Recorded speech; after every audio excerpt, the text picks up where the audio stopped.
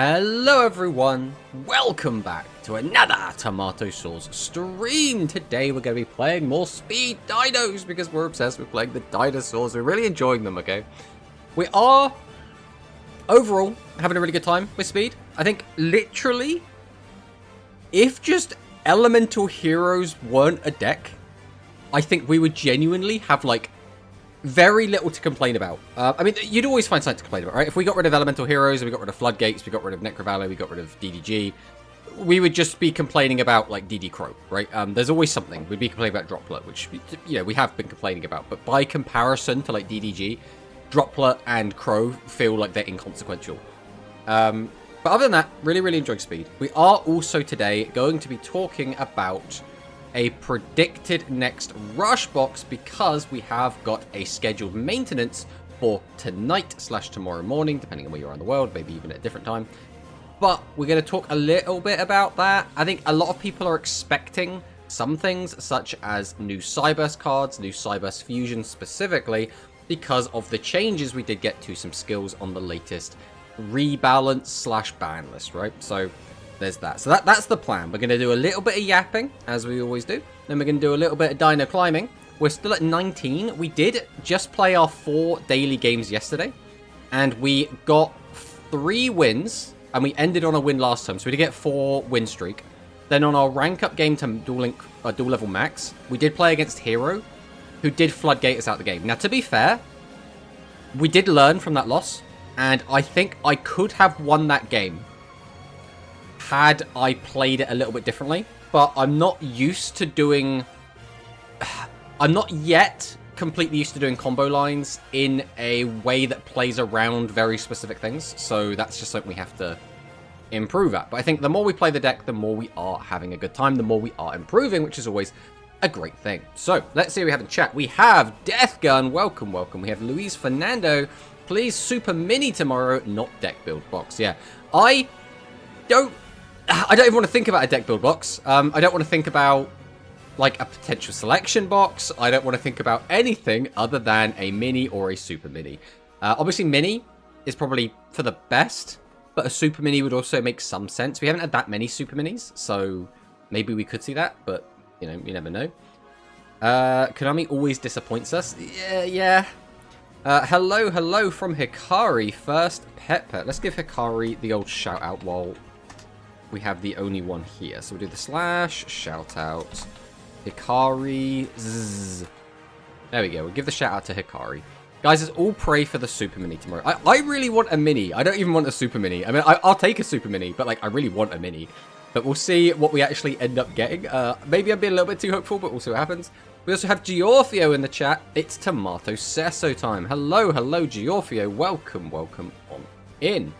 Gunkin Suship Shari is also in the chat. Definitely noodles this time. I'm ready to be hurt again. Never say never, right? I just feel like Konami have their backup because of noodles. Like, if you look at just everything else we've seen, it just feels like Konami don't like noodles anymore, right? They put extra spice to limit 3. They started limiting other monsters that burn, which was clearly an answer to extra spice, right? It's definitely a hit from noodles, because they were like, oh, we don't want this burn thing being a thing, so we're going to hit this, right? They absolutely neutered the noodle skill, and then immediately, well, not immediately, but relatively shortly after, gave us the Dark Galaxy and the Pyrochemicalized skill, that both give you a free +1 every turn. So clearly it wasn't the fact that the skill gave us a free +1 every turn. Bear in mind there was also a psychic skill that's done that forever. It was the fact that it was a burn deck having access to a +1 every turn is what they didn't want. So it's been very, very clear that Konami doesn't like noodles. They have identified noodles as a problem. And therefore, I think by the time we get the noodle fusions, they're going to be so behind the power curve of the current format, they probably won't even get a new skill. It's going to be a bit, ugh. That's kind of how I look at it anyway. And hello, Monosync, Sunset Rebirth in the selection box. I want to give a shout out to Monosync as well, because we don't give Monosync very many shout outs. But the issue is, I don't think it's going to let me, because we've done one recently. We can do it now. Yes, perfect. Shout out to Monosync. I mean, you guys should know these guys, right? Everyone should know Hikari, right? Hikari, fantastic streamer, tournament organizer, Zuijo simp. It does it all.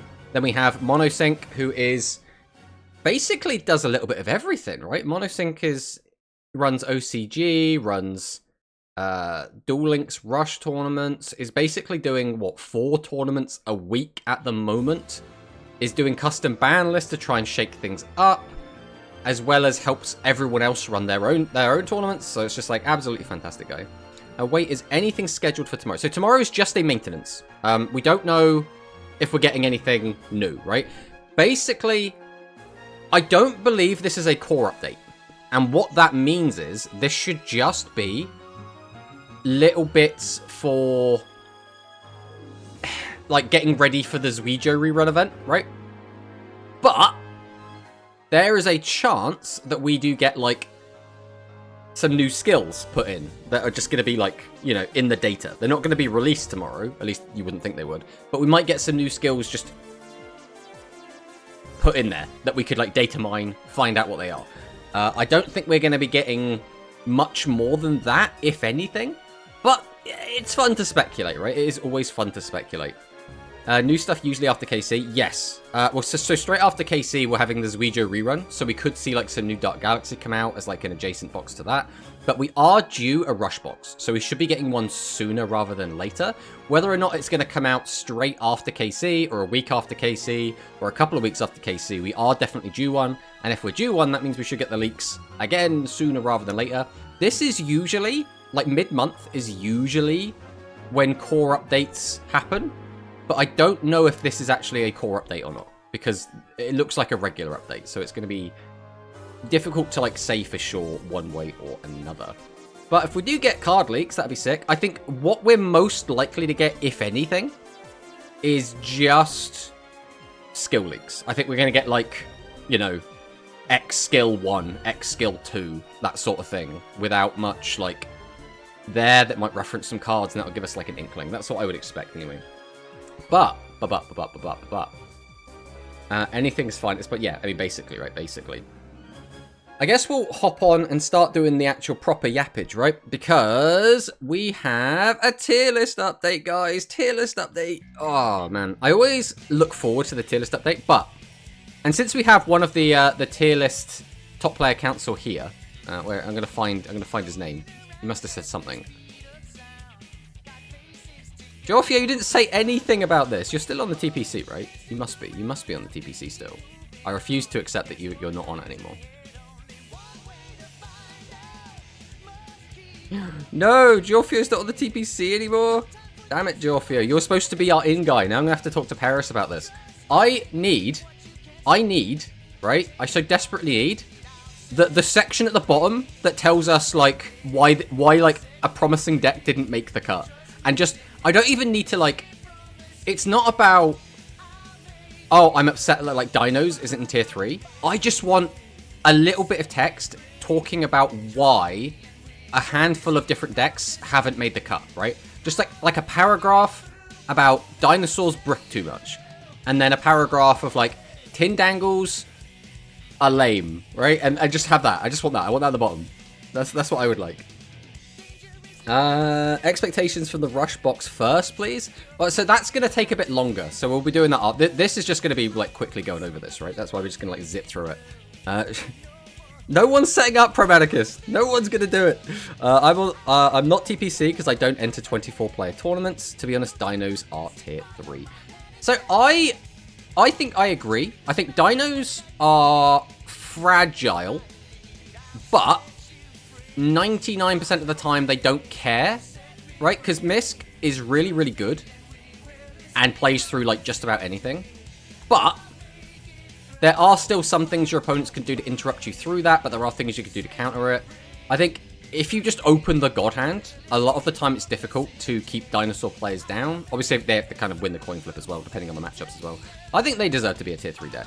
I think that to me, that feels about right. Maybe just under tier 3, but... And they have a turn 1 that basically FTK anything unless they droplet you. I mean, yeah.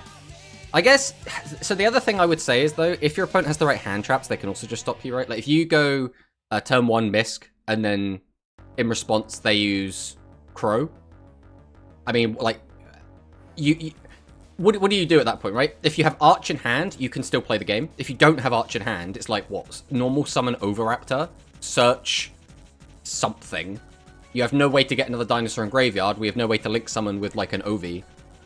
So I think that kind of just shuts it down. So, like, heroes are holding dinos back with its floodgates. I mean, kind of, yeah. If heroes go first, I think a lot of the time, if heroes just... Against most decks, I think if heroes go first and they just activate floodgates, that can just keep everyone just down. I don't know. I'm not, like, an aficionado of all these different decks, but I would assume, like, Salads, maybe Rezo as well, maybe Predaplants. Like, a lot of these decks are not going to play very well in the DDG, if at all. So, Also, hello, Shui. Sometimes you pass on a single hand trap, though. You can mill with OV. Like, send second Misk from deck. Oh. You're not wrong, right? I'm not gonna lie, I have never, ever, like, Foolish Burialed with Misk. I always add it to hand. But you are right, that is something it can do. I need to remember that as a thing I can do, because that actually does let you play the game. What's the difference then? You'd have to send Misk, activate Misk, and then you just keep going. Yeah. No, you are absolutely right. You are absolutely right. That means just having an OV or thingy means you can kind of do full combo. Okay, yeah. I mean, this is a learning experience, right? If you didn't point that out, I wouldn't have thought of that. So, sometimes I do it to play around Droll. I mean, that does make sense as well. Droll is really, really frustrating. I guess you have to do that. But does it matter? They're going to Droll... In most scenarios, they'll either Droll your Fossil deck because you've had to use it to get Misk access, or they'll Droll the Arch because, you know, you have to Arch at some point. Arch is kind of very integral to the whole combo working. But anyway, this is it through this quick. So Resonators and Salamangreat. I mean, Resonators going to tier 1. I think everyone saw this coming, right? I think everyone saw this coming. Well, if I normal OV and have Baby, they don't have Veiler Delay, I will Misk. Yes. I mean, that does make sense, right? It depends on... I guess it doesn't really depend. It depends on the line you want to make, right? Because I think if you normal OV, that is guaranteeing, or at least it's easier to do a IP play. But, like, sometimes you won't want to make an IP play, and instead, to do that line, you'd want to use normal on a Baby after you've special summoned an OV off of Baby. That's the thing. There's a couple of different lines you can do. But yeah, we'll just take a quick look at this. I mean, we don't really need to talk about Resonators too much. I think everyone knows Resonators by this point. It's like one of the most popular decks, right? The deck's kind of insane. You can end on like 5 interruptions. You get a free search of Fiendish Chain. The deck's really, really good. I don't think we need to read 100 different opinions on deck really strong, right? The line doesn't change. You had to search Misk anyway. I mean, yeah, but what I mean is, if you... Like, if you have OV and Misk in hand, like, if you had, like, OV Misk Baby, right? My instinct would be, discard Misk, then immediately go Misk into Arch, Arch pop Baby, Baby search a second Overraptor, and just kind of leave the Overraptor in hand. You know, link into Linkuriboh, activate the skill, send Linkuriboh to graveyard, add second Baby to hand, normal summon Baby, use Overraptor on field, pop second Baby, go from there. But the way that you were saying it would be, you could, instead of that, just normal summon the OV, then that plays around a Veiler if they have it, because then they could activate Veiler in response, you can drop Misk. Then you play around like that in an interesting kind of way. Just saying, if you got OV plus Baby and no Misk, then you could play around draw. Ah, right. I see. Okay. That's good to know, though, again. Because, again, I'm always going to look at this as like a learning experience, right? I know I am not a good speed player. We 100%, we understand we are bad at speed. We are learning, and we're learning quite a lot in quite a small space of time, but we're enjoying it. I think that's what really counts. I mean, Preda's still here. There's not really a lot to say about Preda as well. Preda's a cool deck. I like Predaplant. The only thing I don't like about Predaplant, and again, this is always going to come from the perspective of someone who is a dinosaur-only player, right? I don't like it when my guy gets tributed over for... Christ, what's the card even called? Is it Hydra? This guy. Yeah, Hydra.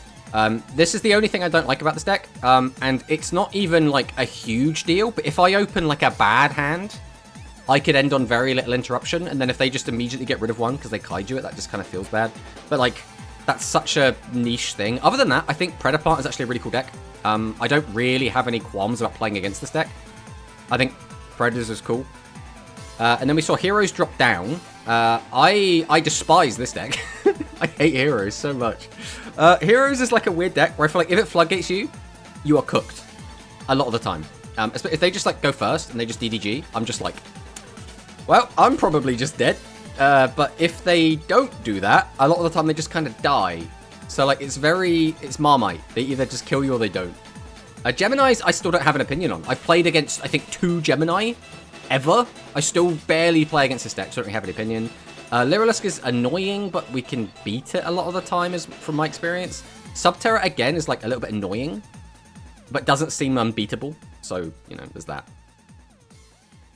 I mean, I guess I kind of want to hear what people are saying about Subterras a little bit. So let's have a quick look at that.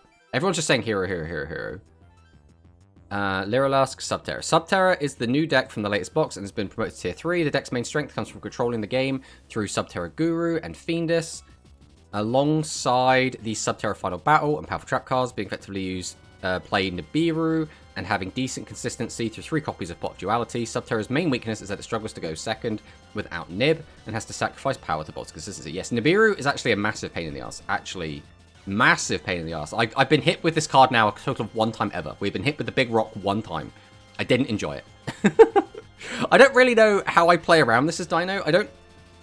It's not super feasible playing a combo deck to not play into Nib, right? Like, there probably is, like, ways or, like, specific boards you want to end on, but, like, are we getting into free-to-play release of Nib territory? I mean, potentially, right? It's got to come out eventually.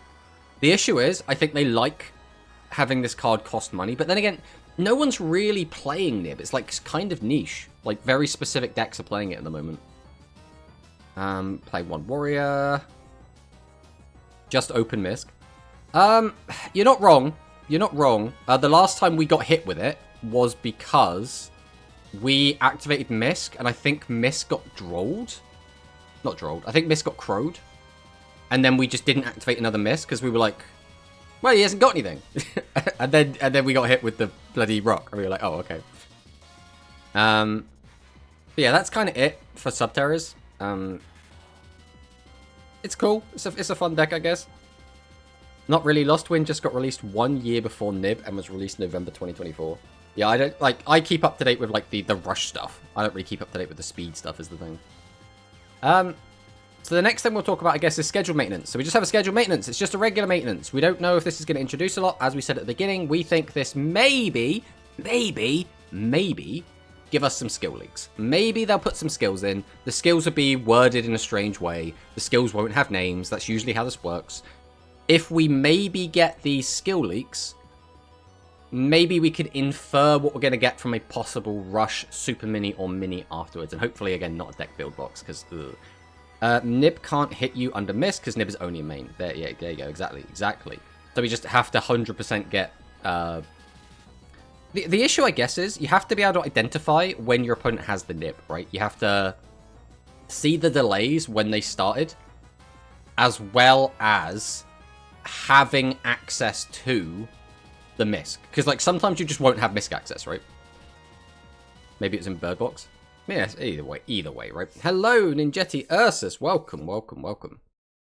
So we did a video. We did a video basically based off of the changes that we had on the skill changes as well as the limit restricted.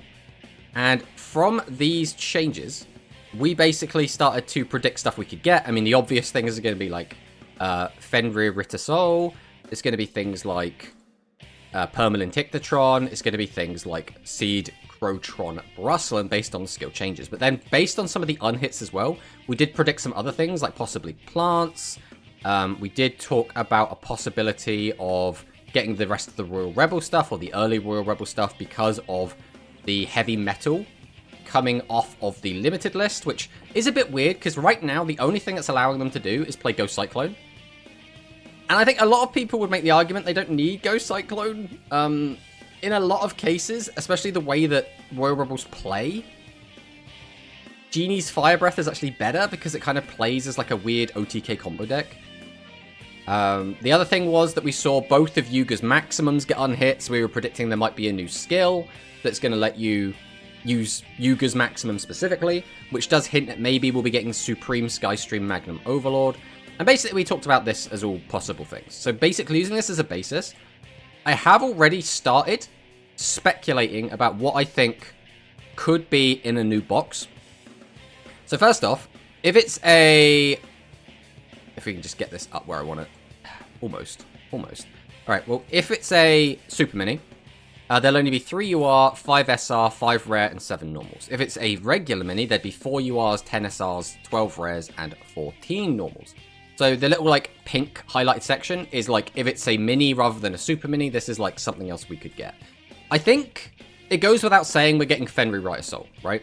I think we can't really debate that at this point, right? Realistically, we're getting this card. I mean, I guess we should probably like open some of the shit up. We're getting this card, right? Realistically, the skill got changed. The skill now searches or adds polymerization from the graveyard. So it's almost guaranteed we're getting this. Was the Doom Metal Super Mini 1 year ago? I mean, we can check, right? The Doom Mini was...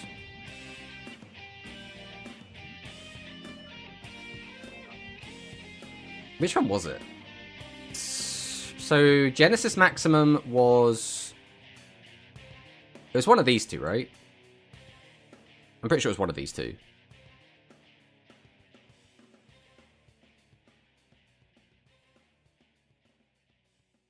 Box leaks tomorrow? I mean, potentially. I think we're more likely to get skill leaks tomorrow than actual cards, but you never know. But we'll see, right? No one truly knows. But if we do get skill leaks, it'd be really fun, right?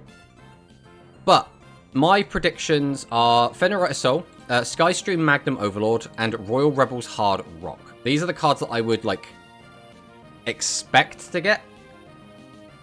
And again, it's speculation, right? Like, these are...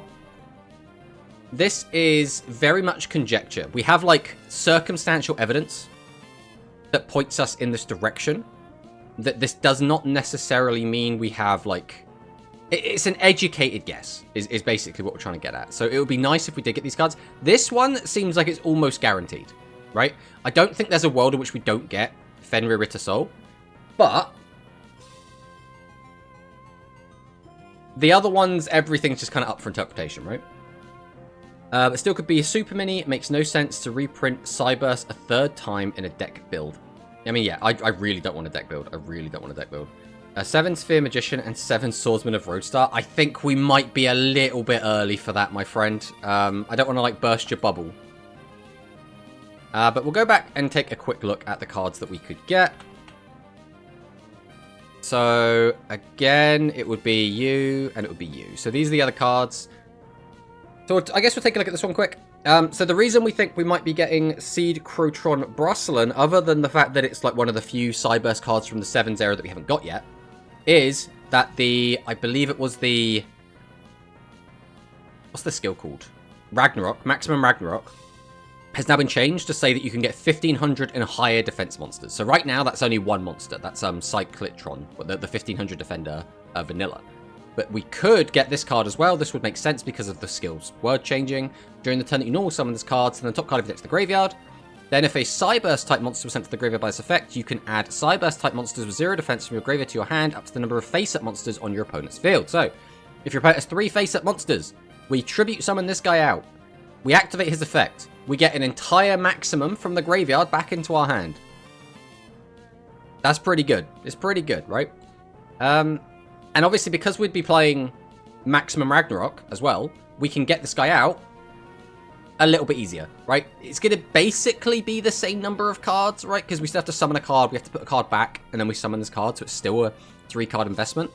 But it is going to get us those 3 cards back, and if we do have another card, we could use that as well. But it gets a bit awkward, right? Because if we're getting a discount using Ragnarok, basically the benefit there for us is going to be that we make our opponent's monster lose 800 attack.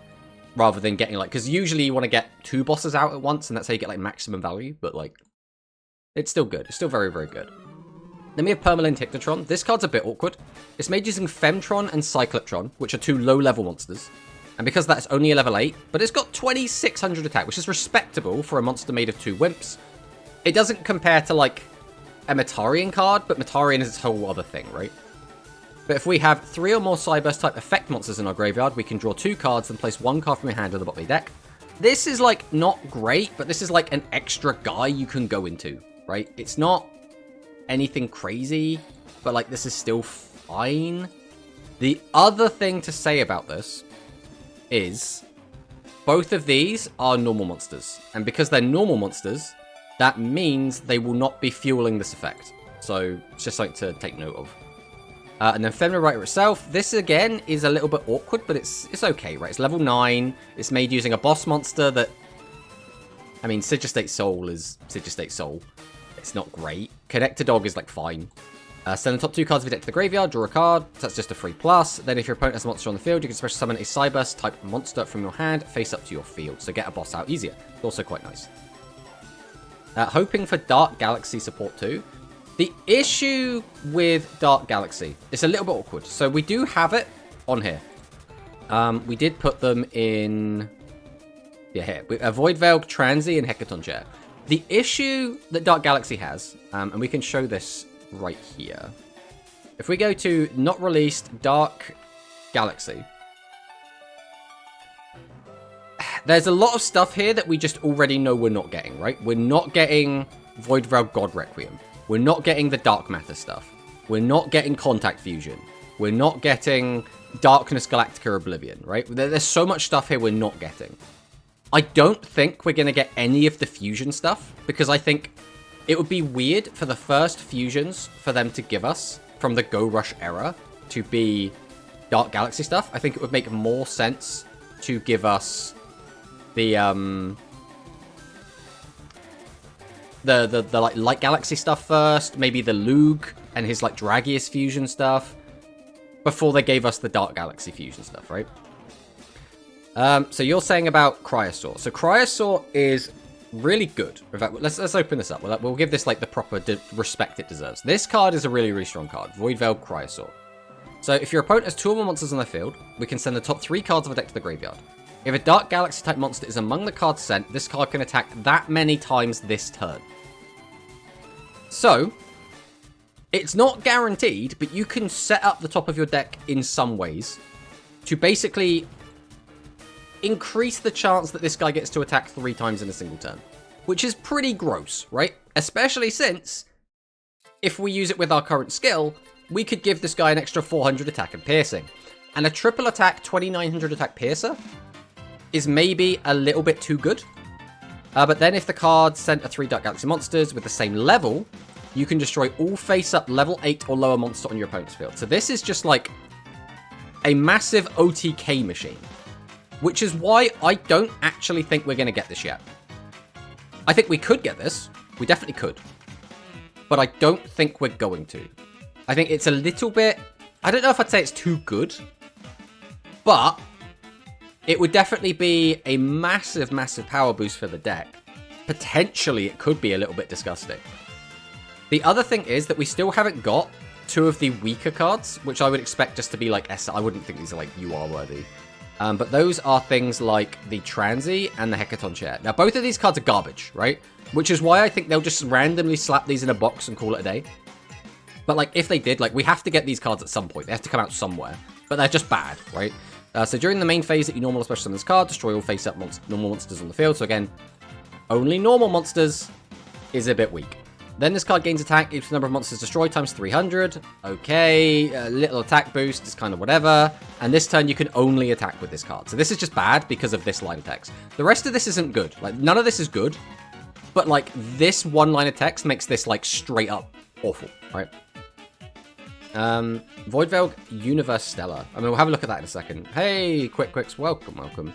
We are definitely not getting that yet. I mean, there's a chance, right? They have given us, like, Gaia super early, right? We've got Hazy Strike Dragon, Mirror Gear Star, F with its skill, which makes it very easy to get out. Like, we have got a lot of, like, crazy shit already, so, like, it's never, like, guaranteed to not happening.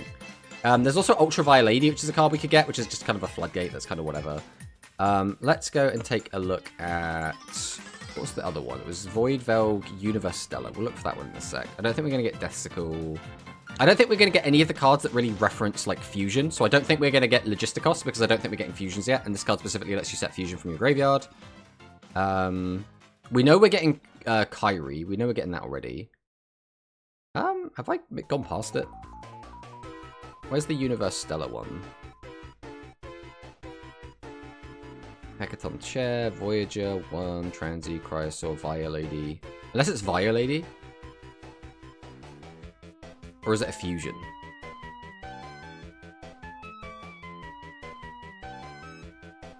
Elysium, Emperor Dragon.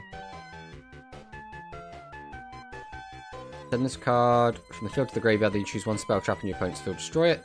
Then you can set one Universal Storm in your graveyard and that to your hand. How do I not see that? Universe. Is it just not on here? It doesn't look like it's just on here. That's fine. We'll go over here. When in doubt, we bring out the power of EDO. So Universe Stella. This one. Oh, it's her. I couldn't remember her name. But yeah, I have played with this card before. So shuffle 3 Dark Galaxy Action monsters from your graveyard into the deck. Send this card from your field to the graveyard. Then you can destroy a spell trap in your opponent's field. If you do, add a Universal Storm.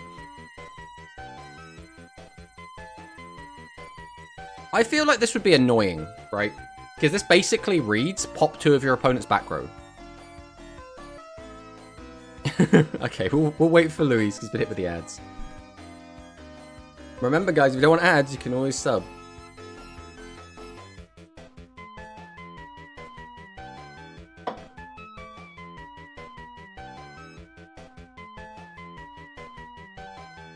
But yeah, I don't know. Universe Stella's like a weird one. Also, apparently the ad break has just started for me, so that's interesting. Also got hit with the ads. Anyone who dodged ads, congratulations. You're super special awesome. That's just how this works. Either you're a sub or you have like really good anti-ad block. Welcome back, Louise. Yeah, we were just saying, Universe Stellar would be, I think, a frustrating card at this stage in the game. But, saying that, I think it is... We do now have access to Gaia. Gaia has the ability to absolutely pop a crap ton of back row, right? So by that logic... Universe Stellar would probably be fine. This is, though, a very modern card. Like, this card came out, like 3 months ago in OCG. So this is a very modern card, but nothing on this card says it can't come out, right? Usually, for a card to not come out, it has to have, like, a line of text on it saying something along the lines of, you know, like, we can't get Skyscraper because we don't have Elemental Hero Neos, right? And the card specifically references Elemental Hero Neos. But Universe Stellar could come out. Do I think it's going to? I mean, there's a chance. There is always a chance. There's always a chance.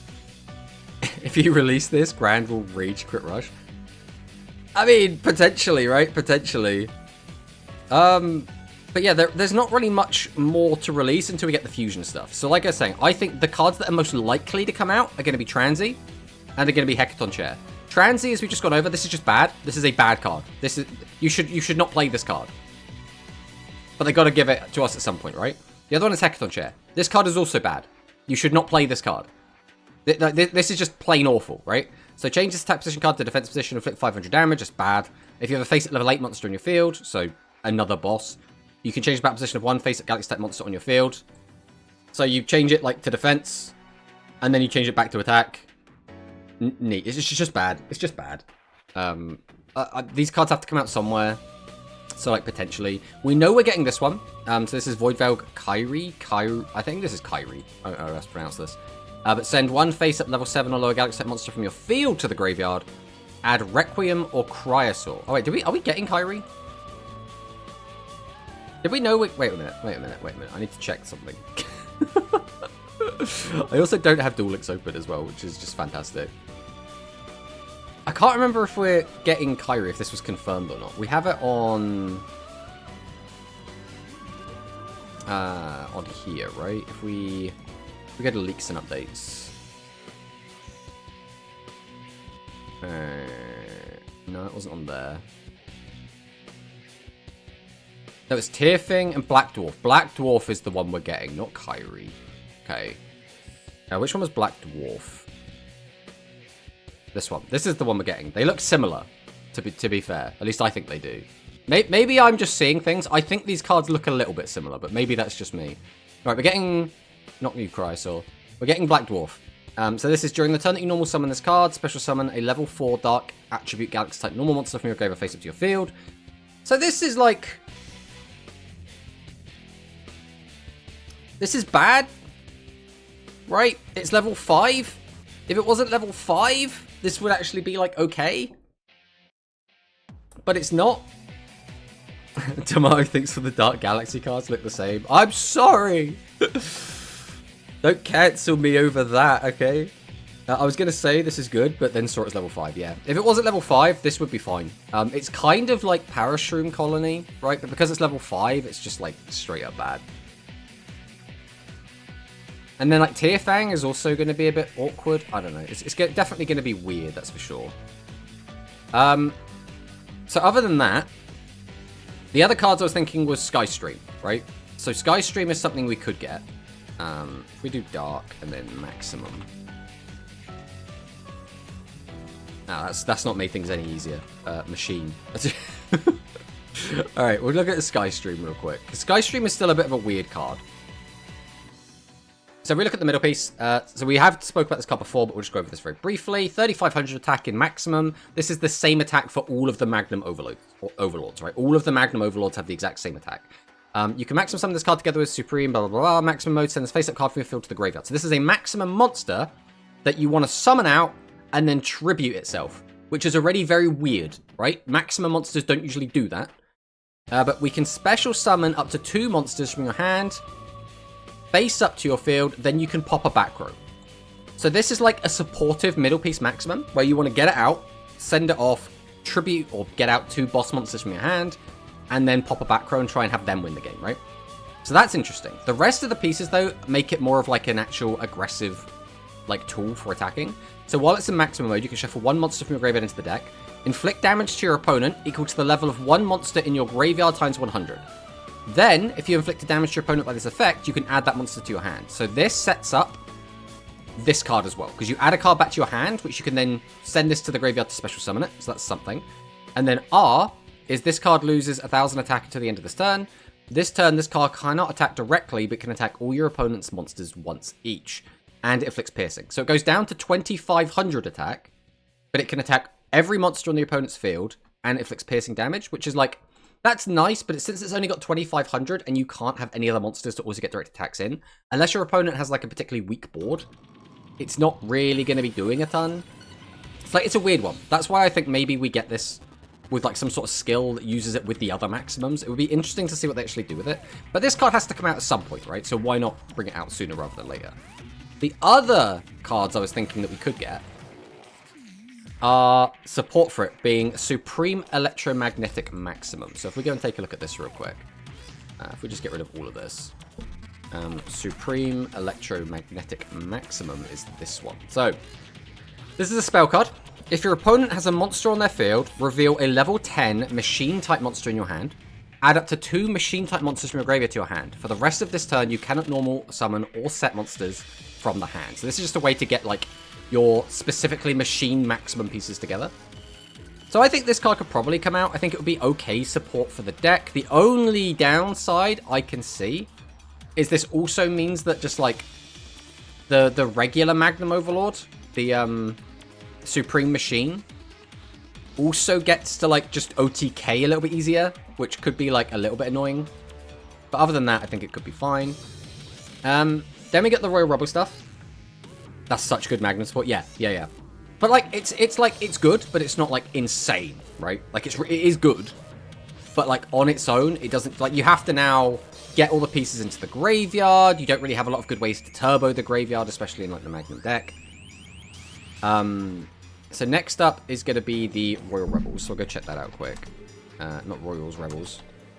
Royal Rebels. So the boss monster is Hard Rock. We've already spoke about this a little bit before as well. We'll just go over this really quick. 2500 attack. During the turn, you summon this card by attributing 2 level 7 or higher fiends. Choose one face at level 7 or higher monster on your opponent's field. Inflict damage to your opponent equal to the difference in attack between the chosen monster and this card. This card gains attack equal to the chosen monster's attack until the end of this turn. So we get to burn our opponent, and then we get to steal their attack. So if there's a big difference in the attack, we inflict more damage. If there is a smaller difference in the attack, so it's just like a nice big guy, we just get more attack. So we get to do more damage, right? So this is not bad. This is pretty good. This is obviously going to be a lot better in Duel Links because we have the skill that lets us get 2 7s on the field very easy, right? So I think we could get this. The other cards that we could get are going to be things like Blues, which is awkward because it's level 5. But this card is... It lets you special summon a level 7 or higher fiend monster from your graveyard. So you can get out, like, No Wave, which is another card I think we could get. No Wave is basically just, like, a card that's used to be cheated out and then tributed to get the different Royal Rebels effects off. Not sure if that's going to make Rebels good, though. Like, Doom Metal still looks better. Yeah, 100%. It would have to have a skill. It would have to have a skill that, like, makes it work better. Because that's what the deck's lacking at the moment. Basically, in the OCG version, Rebel No Wave is used a lot as just, like, a guy that you can cheat out and use this as tributes to get off your effects, right? So maybe there'd be, like, a different thing. The other thing is Break. Break is another really good card. So we go ahead and open this up. So if your opponent has a face at level 8 or higher monster on the field, we can special summon a level 5 or higher fiend type normal monster from your hand to your field. So it has to be basically like No Wave, right? And then this card's level increases by 5. So this is another, like, we can just summon this, basically have a level 10 or 2 level 7s even, and then immediately get off our effects, which means we could, like, use something else. Hard Rock was of late, yes. And then the other card that we haven't really... Again, this card is going to be a lot worse in specifically... If it ever loads. This card's going to be a lot worse specifically in Duel Links because we have the skill. If it ever loads. If it ever decides to finish loading. One of these days, it will finish loading. There we go. Royal Rebels Echo. So place one card from your hand at the bottom of your deck. Special summon a level 7 or lower fiend type monster with 0 defense from your hand or graveyard to your field. So this is always supposed to be used with Invasion. Then if we have special summoned a level 7 monster by this effect, so Invasion, you can add 1 fiend type monster from your graveyard to your hand. So we do lose 2, but then we gain 2 if we summon specifically Invasion. Imagine we get progressive. I mean, we could get progressive. If we got progressive, though, I think that would skyrocket this to being like a really, really, really good deck. And I don't know if that's something they want to do. But progressive, we'll just talk about it quick. During the turn, you normal summon this card by tributing a level 5 or higher monster, destroy a spell trap. Pretty good. Then you can destroy a face-down card. So this does twofold, right? Royal Rebels aren't the best at dealing with back row. Progressive kills back row. Then if we kill a back row, Royal Rebels also aren't very good at dealing with defense position monsters. This now pops defense position monsters. So it just has, like, extra added synergy. It makes this card really good. We are getting a Yuga structure deck in May, right? I don't know if we've got anything, like, confirmed. I think it's just, like, speculation, right? Echo is pretty good, too. That sounds broken. Yeah, progressive is absolutely nuts. This card came out, I want to say about a year ago. Maybe just over a year ago now. And when it came out, it immediately made Royal Rebels a tier 1 deck in OCG. This card on its own basically did that. So this card is really, really good. But again, that's always, you're looking at it in a meta where skills don't exist, so it's always going to be a bit awkward. But that's why we're predicting Hard Rock, and we're predicting Break. We're also predicting Hunter of Titans. We should probably talk about Hunter of Titans as well, actually. We probably don't need these up anymore.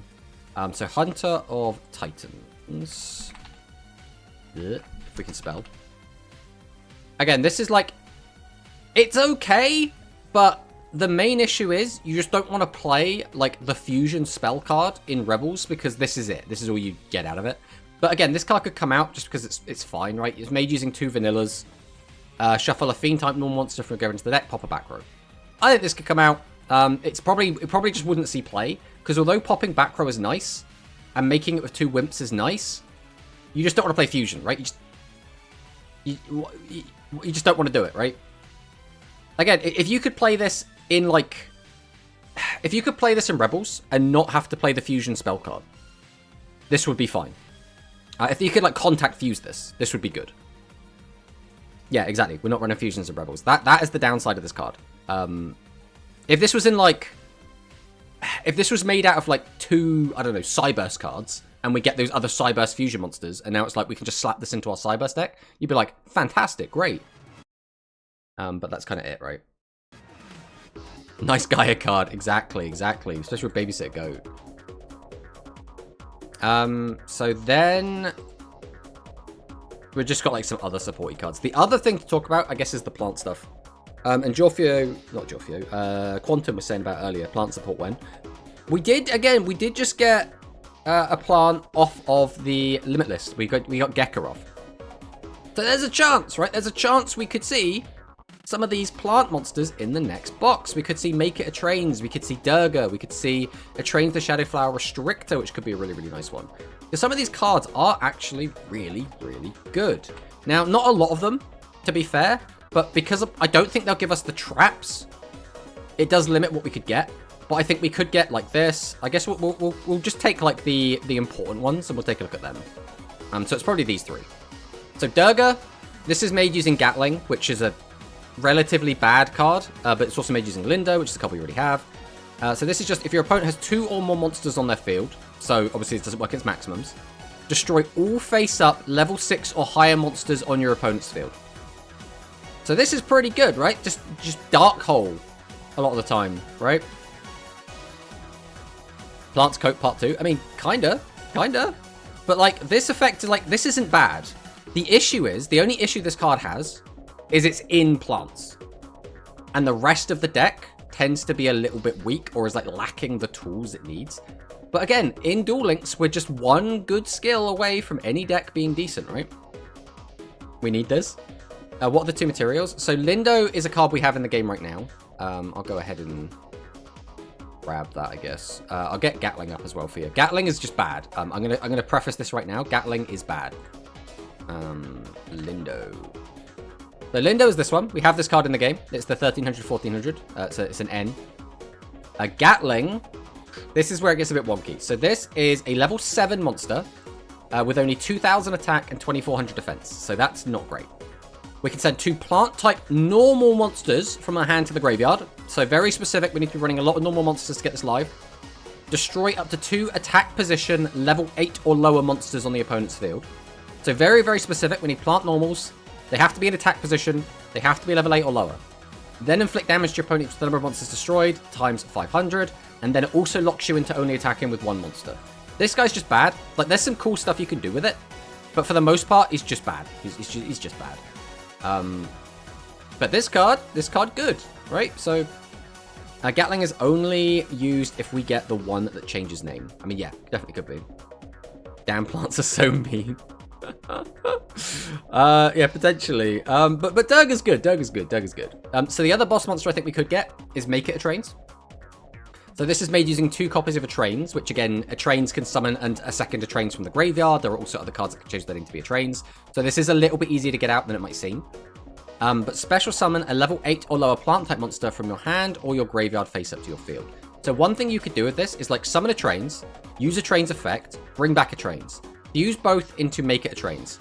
Use a Trains' effect or Make It a Trains' effect to summon a Trains back. Activate a Trains, bring back a Trains from the graveyard, right? So you could quite easily get like this and 2 trains on the field. Then if you get another fusion, you could then keep the combo going. So this could actually be pretty good. The other card I think would be really, really good for the deck. This again, as you can see by the fact that it's a Japanese image, this is a much more modern card. I want to say this was like 8 months ago, I want to say this came out. But this card's really good. So this card's name becomes a trains while in the graveyard, which is obviously very important. It means we can summon it off of a lot of trains. We can place a plant-type monster from your graveyard on the bottom of our deck.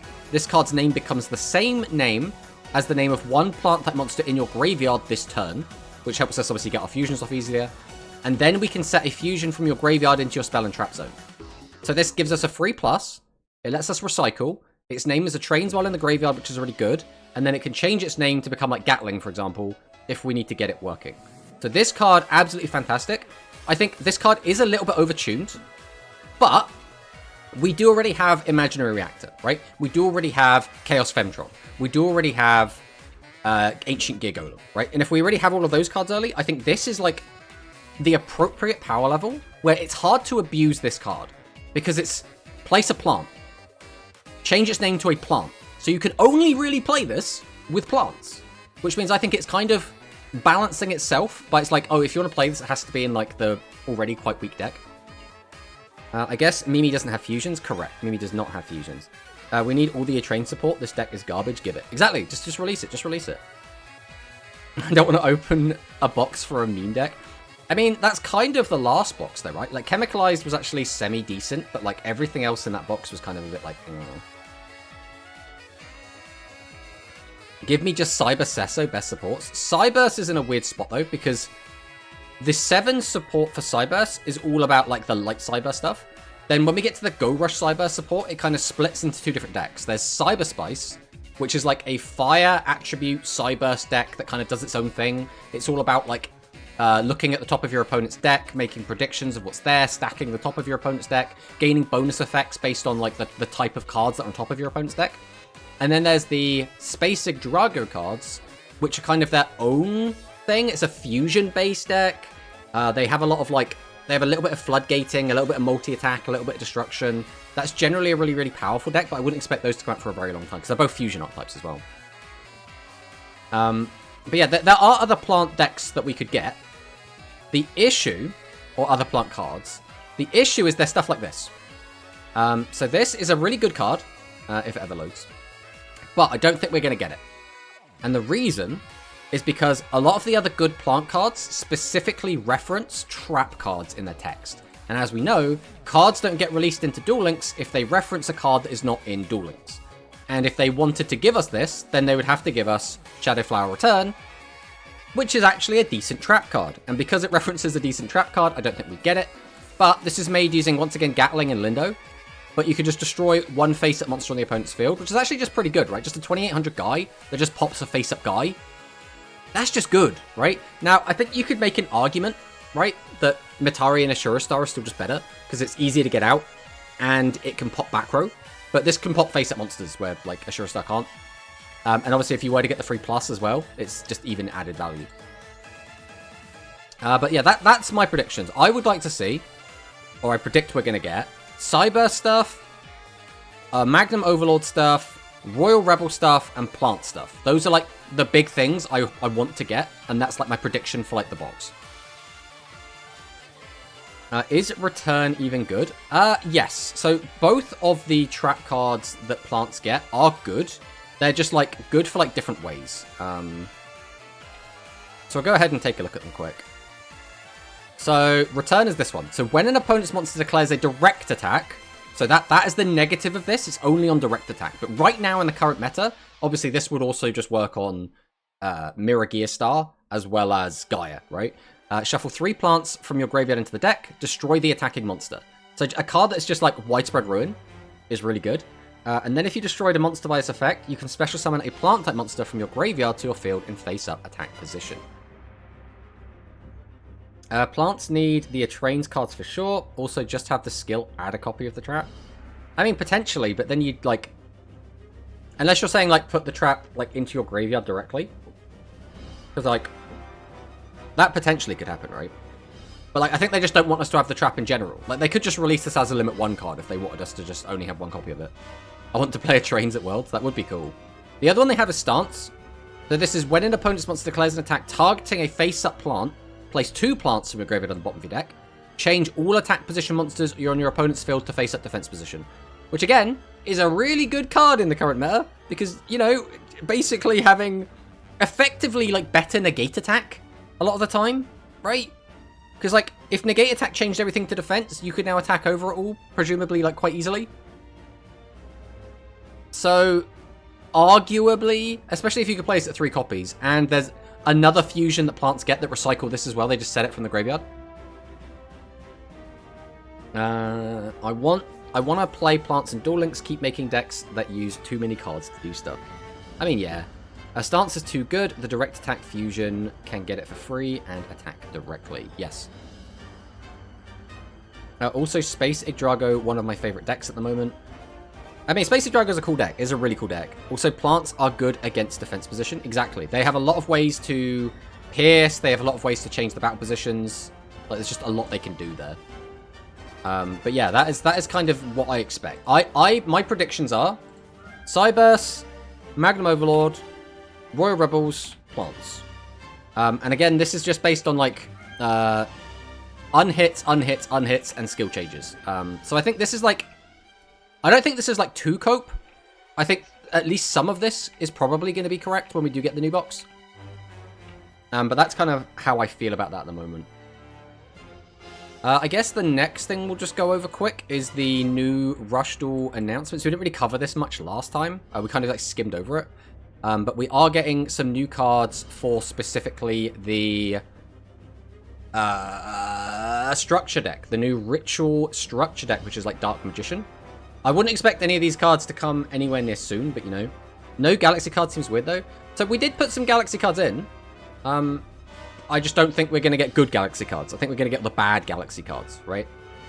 The other thing is that although we do have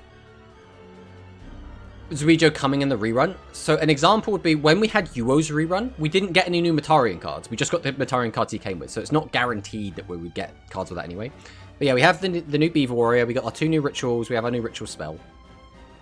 So we'll go over some of that quick. So Ceremonial Sorcerer is a level 7 Ritual. If there is a face-up level 8 Spellcaster Ritual on the field, this is the like awkward part, because now we have to get out Magician of Black Chaos, then we have to summon this, which is a lot of investment, right? If you think about that, we have to have 2 different Ritual spells. We have to have the material to summon an 8 and the material to summon a 7. And then we can use this thing's effect, which is you can just destroy a card in the opponent's field. This one just gains attack, and then it can boost the attack of everything else in your field. Again, it's a little bit awkward. Then we have the Ritual Spell card. There's nothing, like, super interesting. The only thing is, this is, we have to send face-up monsters from your field. So, like, again, nothing too shocking there. Restart the stream, I just got here. That's not really how this works, but welcome on in. So then we have the Marching Beaver Warrior, which I'm sure that Giorfio is very waiting patiently to hear what it does. So during the turn this card is normal summoned, we can send the top 2 cards of your deck to the graveyard. Then you can choose one monster with either 1200 attack, 1500 defense, or 1400 attack, 1200 defense in your graveyard, special summon it to your field in face-up defense position. So this specifically lets you get out like Griffor, and it lets you summon out Celtic Guardians. And that's kind of the gist of this. The other thing we did get was we did get the entire set list revealed, which, you know, has stuff that we already knew about, right? We're getting like Winged Dragon of Chaos, Marching Beaver Warrior, Light Calling Griffor, Dark Guiding Karibo. We're also getting Obnoxious Celtic Guard. Basically a bunch of stuff we kind of already knew. And this is just kind of a weird mismatch of like, they put a load of like Sevens Road stuff in, and then also stuck a bunch of like Dark Magician stuff in. Which is like a bit weird. It's just kind of a spellcaster pile, but it is what it is. Hello, Soul Glow. Welcome, welcome. But I'm looking forward to playing with these cards. Hopefully they'll be in EDO soon, so I actually get to test with them. But all things considered, I am kind of hyped for it. But that's kind of it. That's kind of it for the yapping, which means it's going to be time to play Speed. I think that's what we're going to do. We're going to jump into some Speed. So we did yesterday actually have our rank up game. We got to our first rank up game against this guy Yio, and we did lose. Which was a bit of a shame. But we were only just randomly playing our 4 games for the day. If we had hit dual level max off stream, it probably would have been anticlimactic anyway. So now, we're just going to hop in. We're just going to hop in. We're going to play some speed ranked. We're going to see... I say ranked. It's like the KC Cup. We'll see how things go. Hopefully, we'll get some wins. We'll have to see what happens.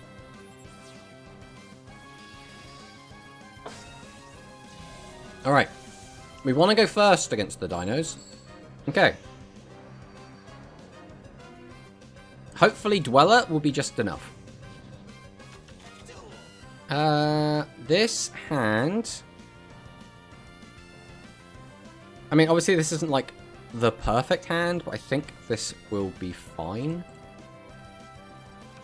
I mean, I guess we dig first. Okay, so he has Misk in hand. So we'll just go ahead and grab the Misk. We'll activate on Misk. We'll summon Ovi. Ovi effect. We'll grab the baby.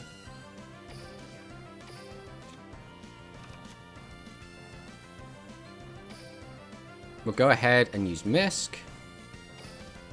We are also going to want to end on a Misk if we can. I don't know if we're going to be able to with this, though.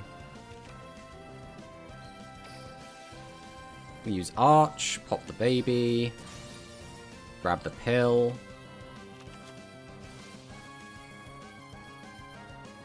Baby effect here is... it's a little bit awkward. Because no matter what I get, I'm not going to be holding on to it. So I think we probably just get out another Ovi. Oh, no, we should have taken a baby there. We should have taken a baby. That was a massive mistake. Okay, that's fine. We really should have taken a baby there. We're getting, like, weirdly tunnel visioned. We're getting absolutely tunnel visioned.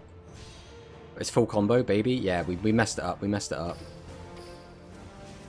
I was like, I want to make sure I have a 4 available, but I didn't need to. And we'd already used the normal as well, so it didn't make any sense to do that.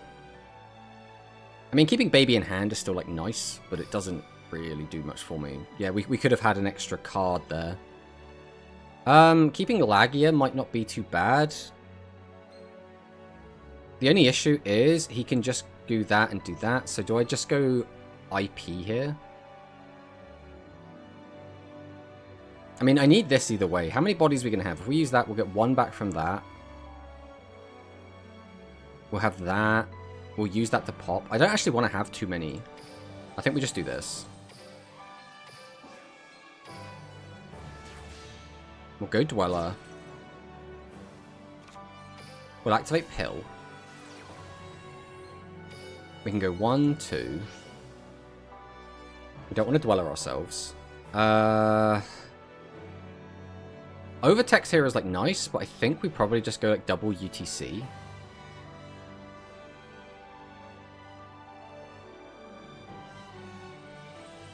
Do I need to double UTC? Maybe not. Okay, we'll do it anyway.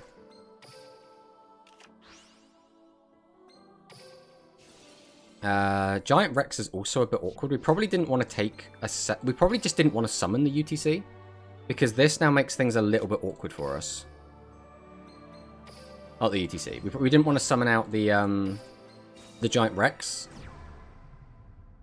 But we're going to just leave it like this. We're just going to leave it like this. We'll see if this ends up messing us. No in attack position? I mean, you're right. You're absolutely right. We should have put it in attack position.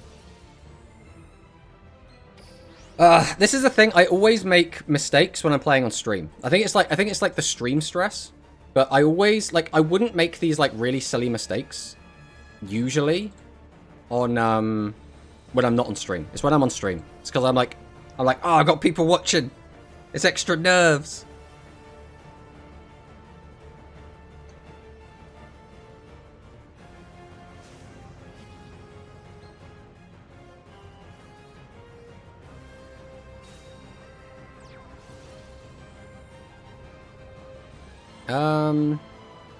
Well, he's going to get a free pop, so we might as well do this now.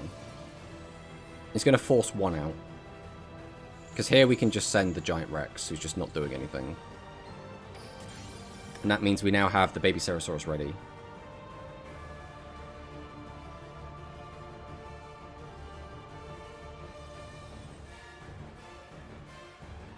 He's immune. Yeah, he's going to be immune anyway, but I need to make... Oh, yeah, you're right. You're right. Ah! I'm making all the mistakes. We're making all the mistakes because of stream stress. That's the thing. I play off stream and I'm just like win, win, win, win, win. And then I play on stream and I'm just like, oh, how do you play the game? Bruh, that's so annoying. Yeah, I think we've just lost. Like, straight up.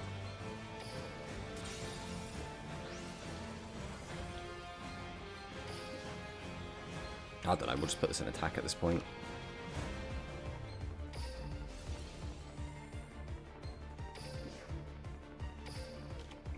How would you do it at Worlds, you reckon? Like being watched on a big stage? It's one of those things where I used to play competitively a lot. And like I used to like enter big tournaments and stuff. And you just kind of get used to it after a while. But because I haven't done that in a while, it's like I can play like Rush fine. But like because there's so many more different like intricate plays to make in this.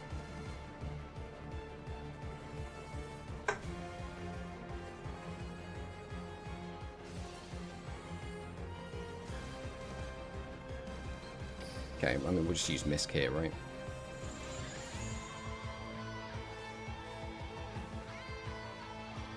Now he just uses that, flips everything down. Oh, he's not even gonna, okay. Just makes...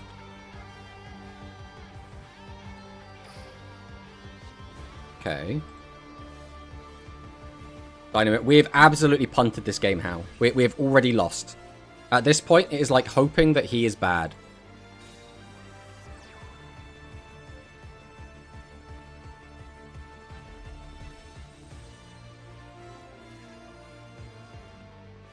But also, hello, Hal. We'll give you a shout out. We'll give the quick shout out to Hal.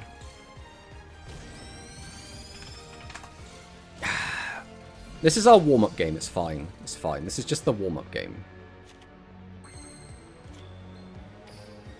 So we have the Misk. We've already used double Misk, which kind of sucks. If we discard this, it gives us protection. We're going to need the protection. So I guess we're just going to activate the Misk. We're going to do what we can. Oh, we've already used absolutely everything. Oh, then the game's just over. Okay, game's over. How on earth do we win there? How on earth do we win there, Jofia? We had nothing left in the deck.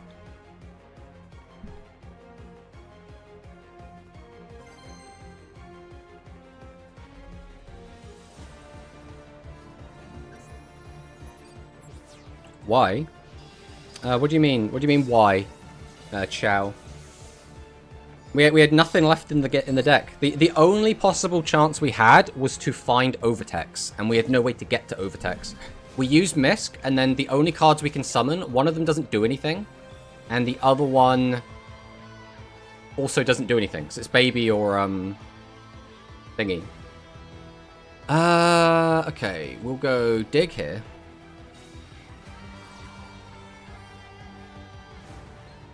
We'll grab Misk. Activate Misk. Summon Ovi. Ovi effect. So he had something he could react, so he's probably got... thingy.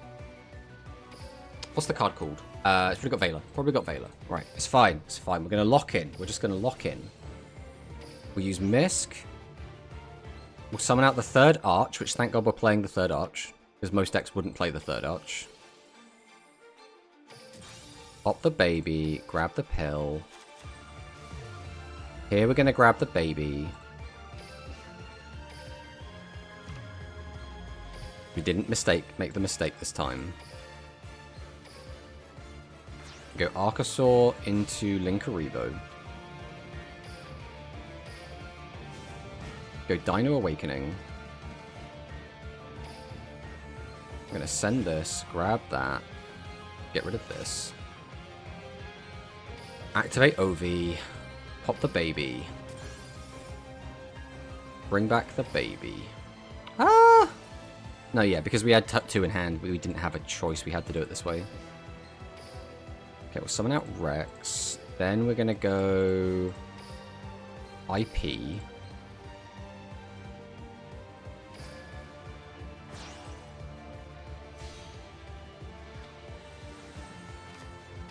We'll go double Evo Pill. We go 1, we go 2. Summon out UCT. We get Giant Rex. Do we know what we're against? I don't think we saw a skill at all, did we? Oh, he's Mayakashi. Guys, is Dweller important into Mayakashi? Do I need Dweller here? I need to know. I know they do a lot of stuff with Graveyard. I don't know if it's like... Yes, so I need Dweller. I need Dweller, is what you're saying. Okay. I know they use the Graveyard. I don't know enough about Mayakashi to know, like... If they're, like, activate effects that, like, when they're sent to the Graveyard, or if they're effects that resolve in the Graveyard. Alright. Turn this on. It was Dweller laggier, but fine. I mean, again, I don't know this deck, like, so I'm just kind of winging it.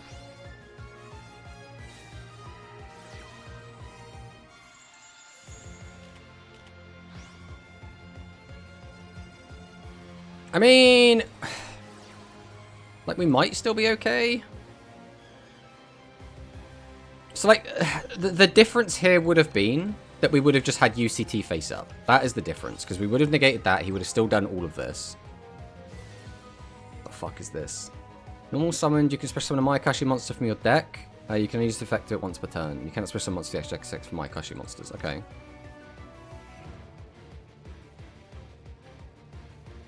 Are you playing White Woman? Yes, we are playing White Woman.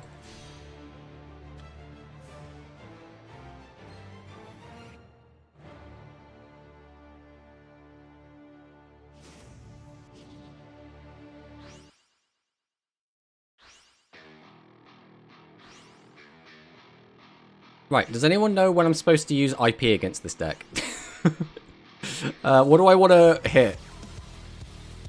I can't really hit anything, right?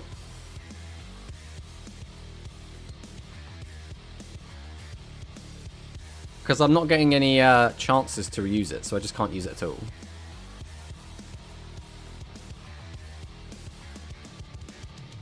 Because he would have to have... So if he had a Link 3, I could do it, right?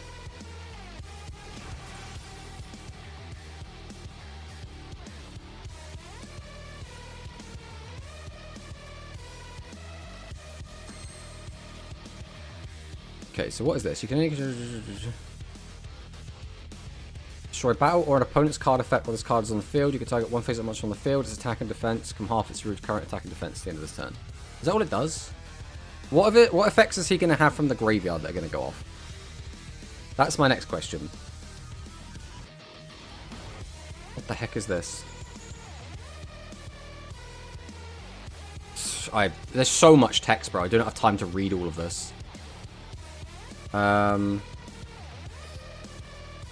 We could just use this. That gets me that. And we could do that for the normal.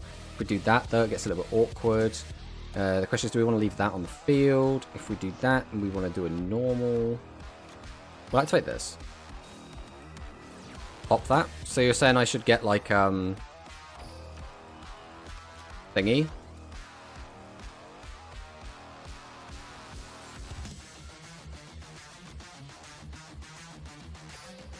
Okay, we'll go Ovi. Activate Ovi effect. I guess we'll just grab this.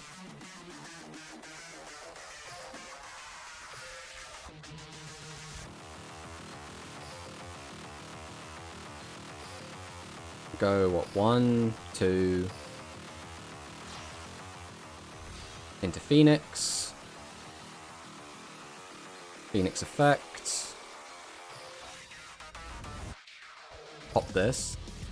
What do we want to use Unicorn on? Does it matter?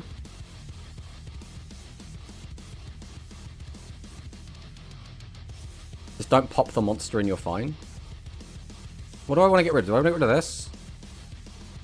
The monster. Okay. So we'll go ahead and do this.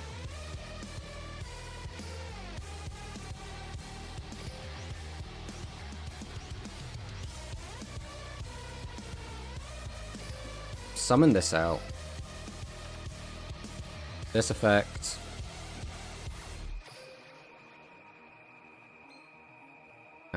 We'll go for Unicorn by using him. And him.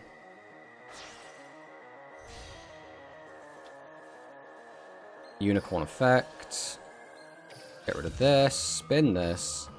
Okay, yeah, I've played against Mayakashi before, but, like, not recently whatsoever. And I've only ever played it with a very specific deck, so... Okay. Okay, we got there. We got there. Oof. It's one of those weird things as well, where I look at some of these cards, and I go, there is so much text, and I have to now, like, read all of this, process what this does, understand everything that's going on in the graveyard as well, because it's Mayakashi. Work out, like, because, like, when I played versus this, I'm playing, like, the Fluffle Orcus deck, I know what to hit at that point in order to, like, get through it as best I can. I mean, I only got through that because of the coaching, otherwise I would have just clicked yes at random ass times. I'll tell you about trigger Synchro from the grave. If you destroy Link, you get level 11, destroy that 9, etc. Yes, the endless conga line of assholes that we've had to fight through before. So usually what I would do there is I would go like ding, just get rid of the monster and try and just kill, right?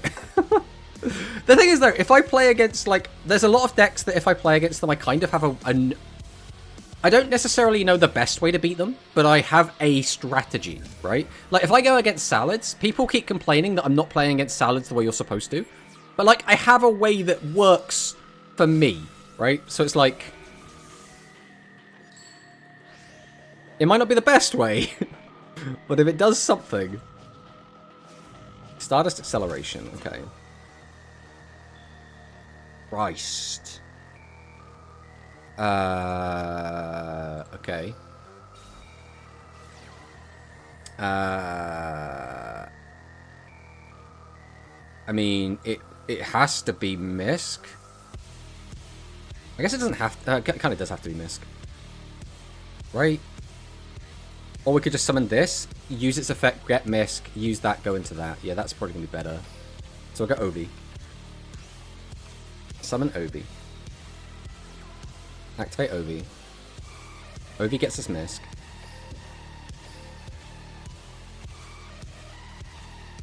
Activate Misk.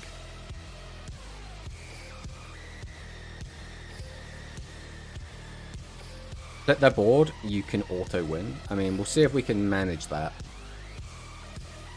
Archosaur.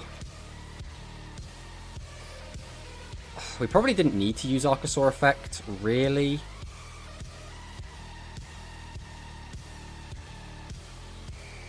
Use that, get that out anyway. So is this actually doing anything? Is Overraptor doing anything? And I could use its effect.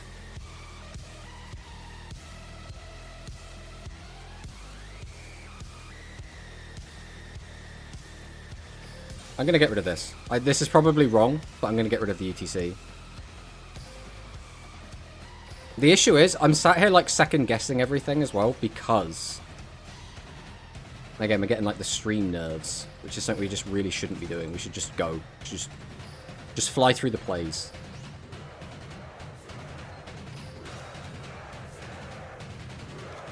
So, what do we have in graveyard currently? How many dinosaurs? We got 2 dinos. So we actually did need a second dino anyway, but like having him on the field doesn't really change anything. So here we're going to go Pill. We'll go 1, 2...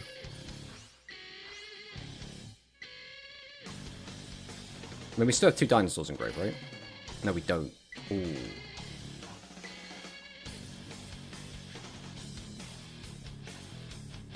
It has to be UTC from hand, doesn't it? We have no other way to get another dino in the graveyard.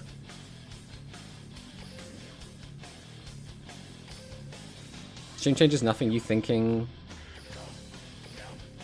Stream changes nothing, you thinking it does is why it's affecting you. No, it genuinely does. Because, like... When you have people, like, saying plays and, like obviously judging what you're doing and shit, it really does. It really does. Like, until you've actually been, like, streaming, you just wouldn't understand it.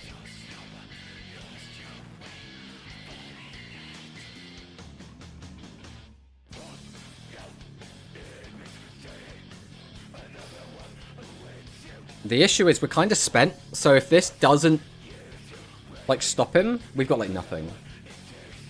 I mean, we basically had nothing, right? Like, the open was double UCT, double evolution pill, and then fossil. So, like, we had, like, nothing, really.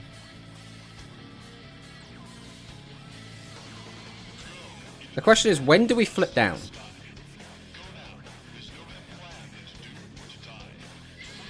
Because I have no idea when I'm supposed to hit this. Just flip 2 monsters? Oh, because then he can't do anything else?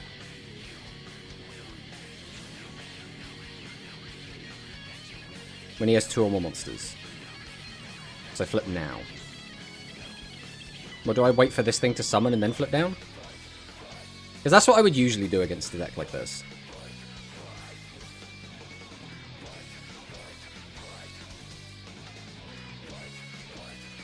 So I wait until it sticks, right? And then I use it. I turn this to on. So that comes out.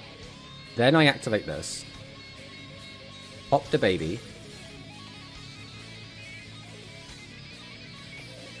Baby go Ovi. Ovi grab Misk.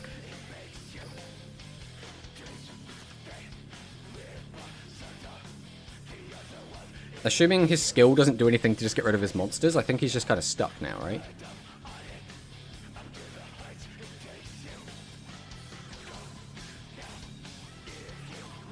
Suddenly, all of the back row.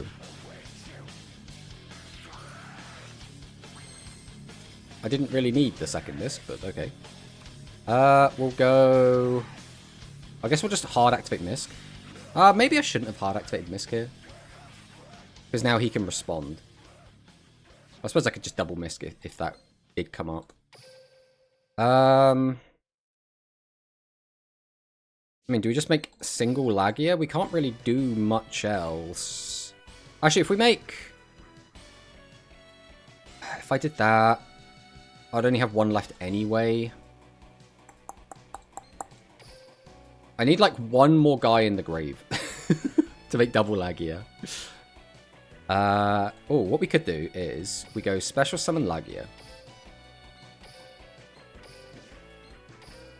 Then we can summon out Lagia Overtex. Potentially, but what I was thinking of doing was go Lagia, then use Misk to make another baby. Oh, that doesn't work, so I can't pop. I can't pop the baby. We don't have anything to pop the baby with. Yeah, so maybe that is just the line then. Oh, the issue then becomes, do we have the right types in graveyard? No, we can't. We can't make a... There's no way to make it.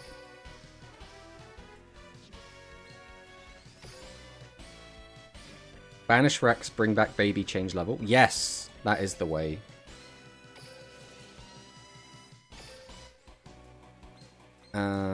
So either way we can do this. Because we haven't normal summoned yet, so we just summon this. We've completely forgot about the skill to change our level. Normal summon.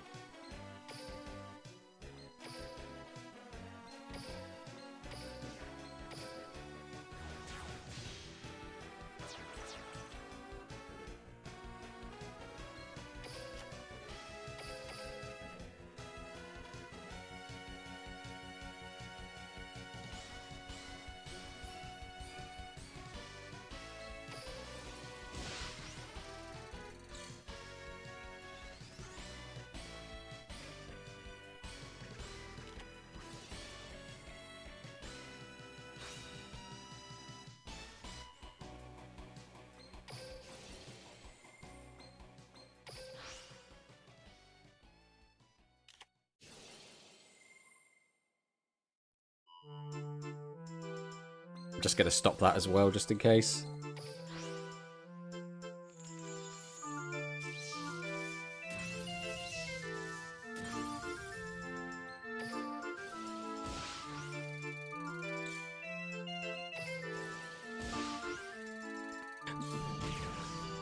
No! No! No! Ah!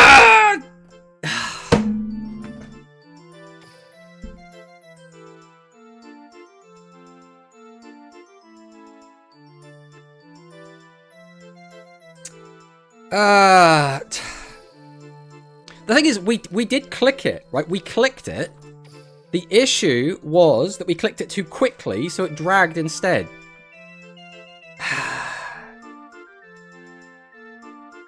All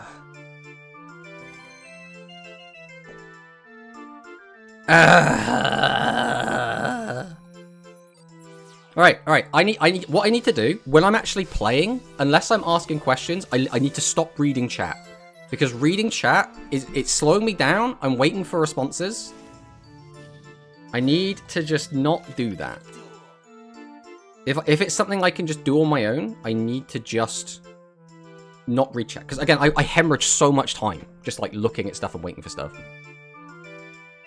Boom at 8 PM. I mean, you're not wrong. You're not wrong. Chat is your downfall. It's not like, it's not anyone in chat. It's not the fact that chat's there. It's my inability to read chat while I'm playing. That's what it is. It's fundamentally, I have an issue where I suck at reading chat whilst I'm playing, whilst I'm under a timer. It is entirely my fault. Like, I don't like try and put this on anyone else, but I suck at reading chat while I'm playing. Like, I absolutely am just terrible at it. Because the other thing is, I start, like, thinking that the play that I was going to make was not the best play. And then I'm waiting for chat to give me the better play.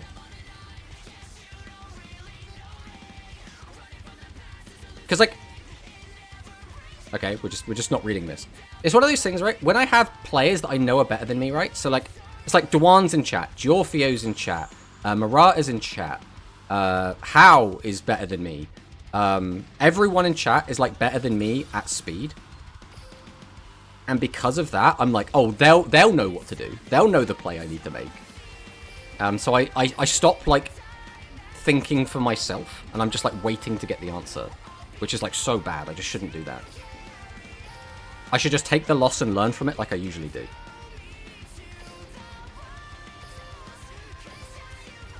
Alright. We'll go into Linkaribo. We will... What's even going on? So he sent the other card he had. Okay. I'm like, because I was yapping as well, I was losing track of like where I even was in the game. And I'll go for this. We'll throw this into the bin. We'll just summon out baby. Activate Ovi. Pop the baby. Summon back baby.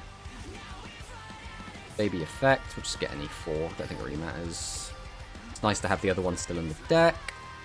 Then we will just go for a Lagia. Why not? 1, 2, into Lagia. We'll activate double evolution pill. We'll go 1, we'll go 2, 1, 2. Not negate ourselves. We have done that before. We felt very, very silly. We've only done it once, but we have done it before. Giant Rex has to come out. We're going to go the full build. We have to make the full board in case he's got Kite Raid, right? We have to do it in case he's got Kite Raid. Victory goes to the timer. Victory always goes to the timer, bro. I am so bad at playing around the timer. I'm so bad at it. We used to play nothing but like big combo decks. And then we got to the point where we'd like finish our combos and then have like 20 seconds left on the timer. And I was just like, I can't play these anymore. So I just swapped to Dragon Maid so I didn't have to have like these long combos. On the plus side, we're back to where we were, I guess. So you're your own downfall? Always, always.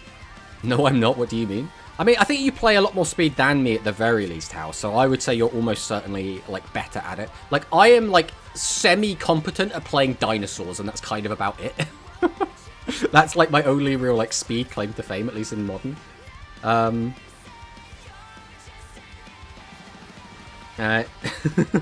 You're Asian, you're the best player here, clearly. Obviously, yeah. I don't know how Dino's that well, so I'm just watching. I mean, I appreciate you just being here, Dwan, right? I hope you're having a great day. I hope this is at least somewhat entertaining. Because you're not going to get any, like, skilled gameplay. But if you get enjoyment out of my suffering, then that's at least a plus. True, I forgot about that. Nice, well played. I mean, he basically set 2, didn't read Misk, and then died, so... I'm a bad speed player. I don't read any cards. I kind of... I try to know the gist of what the cards do. Oh, great. It's a flipping hero player. We're going second. Are we going to get floodgated? Again, if he doesn't make... If he doesn't have DDG, we can potentially do stuff. If he has DDG, though, we aren't doing anything. I'll just turn that off for now. The other issue is I need to remember to turn my toggle back on as well. DINO is good, just sadly it has a chance of bricking. I mean, yeah. It seems like a really weird concept to me, though, that a deck can't brick. Like, I feel like even if you play, like, salads, right? You could just open, like, 6 hand traps or something, or 4 hand traps, and just not be able to play the game, right? So, like, I feel like every deck can brick, or should be able to brick, but, like, DINO's just does it a little bit more often. I don't really just remember what happened, then it helps me for next time. Yeah, that's exactly what I do, Promanicist. I am really bad at understanding what happened in the moment, and then I lose to it, and then I learn from it, and I do it next time. Then I have to fight the timer. Yeah. As long as he doesn't draw Necro or draw into it with his liquid effect. I mean, yeah, but if he just gets whatever, there's not really a lot I can do about it. 1% against a 15% brick chance. Yeah, there you go. But it's just like, just more likely to brick, right? Goes into Sunrise. Sunrise, search Miracle Fusion. Solid Soldier, draw 2, put a card back. Or is that the other one? That's Liquid Soldier that draws. So, Liquid Soldier and the shield guy. I forget what his name is.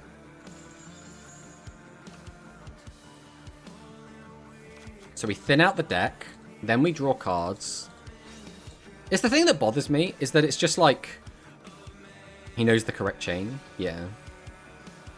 The deck basically plays a bunch of draw stuff just to find the floodgates. That's so cringe. It's like, come on, bro. You would think with the new Dinosaurs plus support, it would have been tier 1 because of UCT and Misk. Yeah. His Crosskeeper. So he's drawn so many cards. There's no way he hasn't got DDG in hand, right? Which makes me just think I'm just screwed.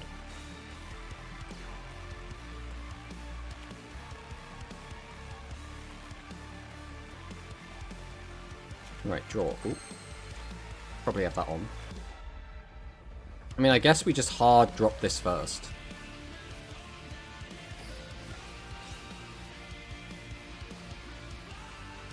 Okay. This already went better than I expected. Summon?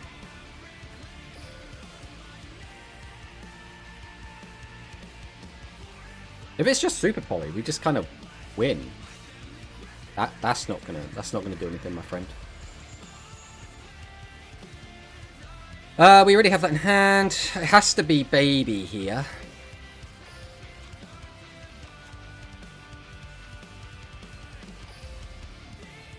We go Misk. Misk goes into Arch.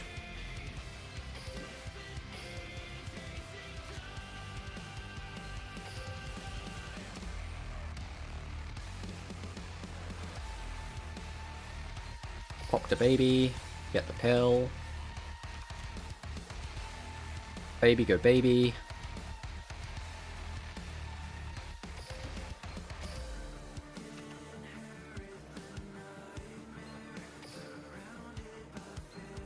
Go Linkaribo.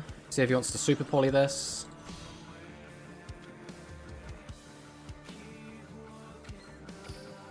Go over here. Pop the Baby. Bring back the Baby.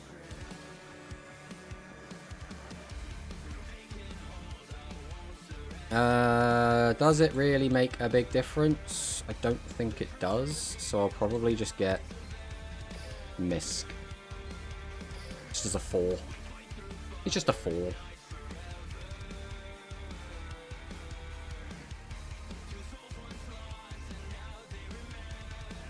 It's one of those things, I always like to leave one OV in deck, because OV just gets to Misk, right? That's the logic. So now we will just force the Super Poly using Phoenix. We'll also use Phoenix because we want to get Rex in the bin.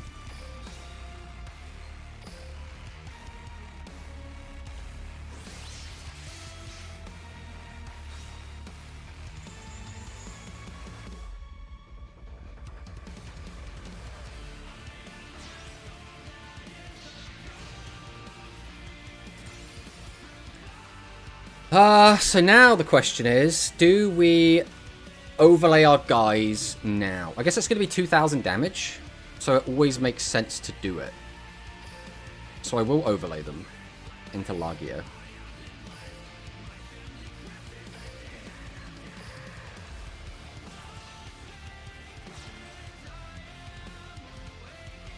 You can do the second normal. Oh, you're not wrong. You're not wrong. Again, it doesn't come up that much, so... 1, 2... Don't negate ourselves. Summon out the UCT. Giant Rex. Summon it out. Oh, he can also use that effect and pop him, actually. Ooh.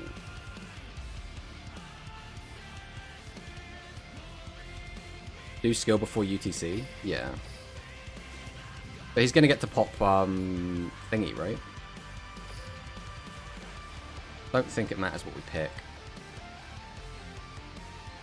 Sure.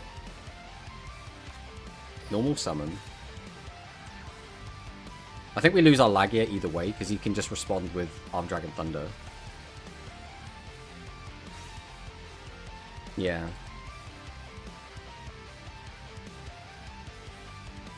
Guess that's just fine, we'll just let that happen. We'll activate his effect now.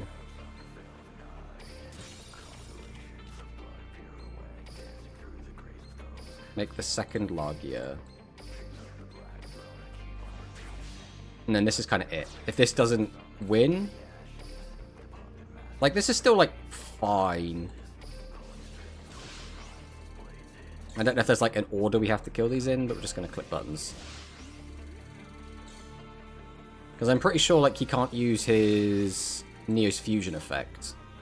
Because that isn't face up. So now it's just, does he have Kiteroid? Or CS Kiteroid? I mean, I think we're still in an okay position. Because, like, he would need, like, just a spell card to stop us, but then we could stop that.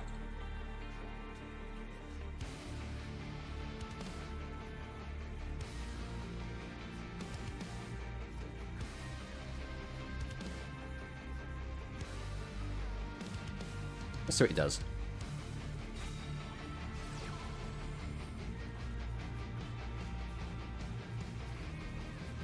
I think we do this. Right, do we do this? Do we do this? Negate. Okay, yeah. The reason I want to negate this one is because even if he has another Miracle or a Neo's Fusion, now I can just send the Lagia, and it's got no material, so it like, doesn't matter as much. The issue is if that was bait for like a Dark Hole or some shit, right?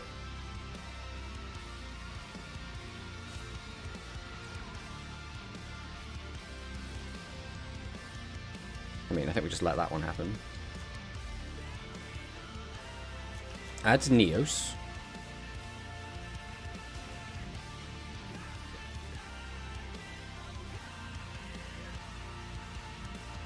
So, he sets something, flips it up. It's probably going to be Arm Dragon level 10, or whatever it is. And then we activate UCT to flip it down, because we have to, the second it gets flipped up. Depends if this guy runs 3 Miracle. See, that's the other thing. I don't know about ratios for heroes, like, whatsoever. Yeah, so he does that. He flips it up. Whenever he flips that up, we have to just stop it. We can't leave it. Oh, but if we do this, if we flip this down... I mean, we don't get a choice. We have to flip this down. But then he can fuse. Like, we cannot not use this. Wait for the effect. But don't we die if you do that?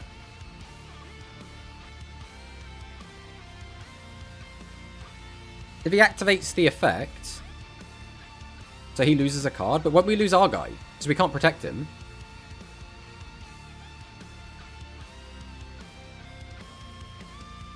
You can still flip. Yeah, we can flip him down, but we'd lose our whole board.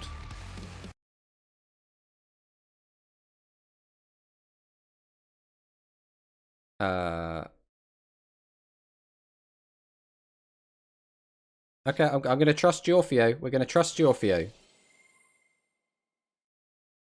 We're trusting Giorfio.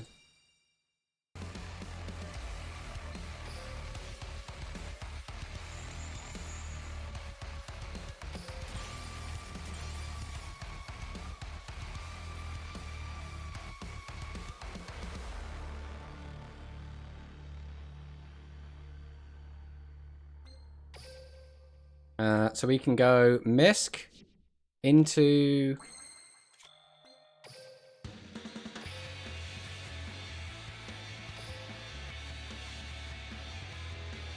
You know what? 1, 2, 3.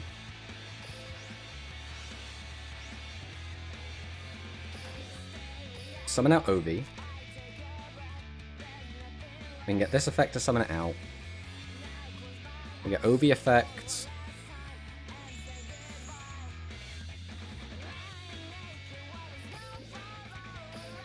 Grab the hand. Summon this.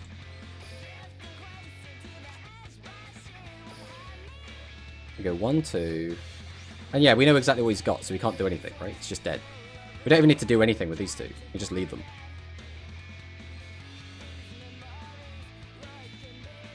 Do we have another, like, high level in here? No, we don't. Make Dweller. He has Kite. Oh, yeah. Dweller. Dweller's a big one. Because he has the Kite.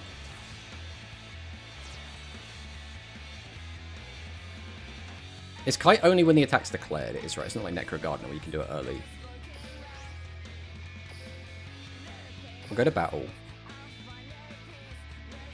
Activate the effect. Swing with this.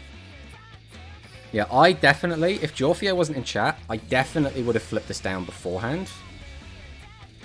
What happens after that? He fuses those two? Do those two fuse into anything? Oh, because it's a wind. Yeah, so he makes Tornado. Tornado halves our attack. He attacks over.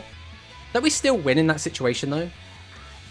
Because we've got the life points to spare, right? So he halves our attack, attacks over one of our guys. Then we just have an extra guy left on the field, don't we?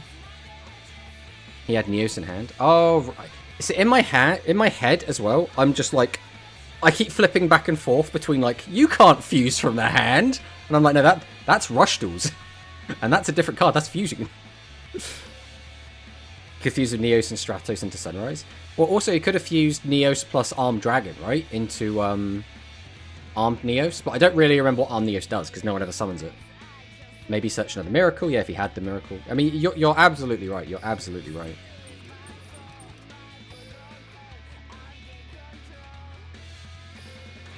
I passed on turn 1 without doing anything, just for the KC gems. An opponent went 10 minutes full combo on me. I mean, that is kind of the speed thing at the moment, right? When you want to just, like, get your gems. It's not easy anymore. Okay, is this an archive skill? It is an archive skill. This is our rank up game. Okay. So this is the deck that plays Nib.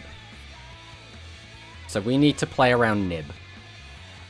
And that just basically means get a Misk resolved. I'm already 20 and I have no intention to play in the KC, so no need to train. I mean, yeah. Needle Ceiling.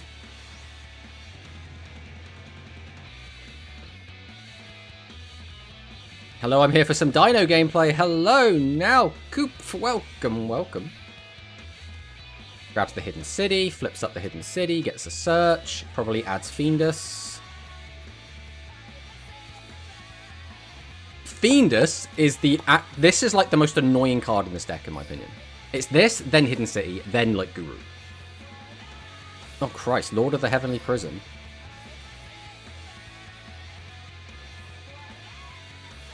Oh, while this card is revealed, set cards on the field cannot be destroyed by card effects. So cannot be destroyed, can still be sent. If a set spell trap card is activated, you can special summon this card from your hand. Being activated, you can set one spell trap from your deck, but banish in the end phase. Okay.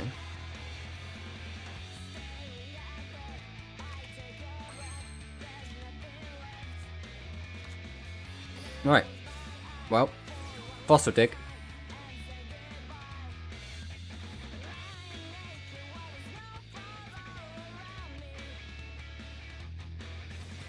Hits us with the Fiendus.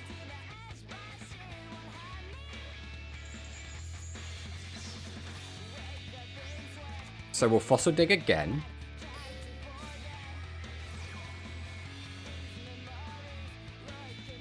I think we go OV, right?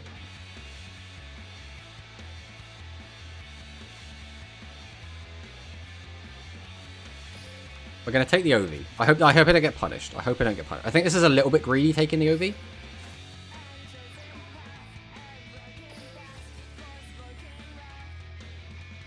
Okay, now we take Misk.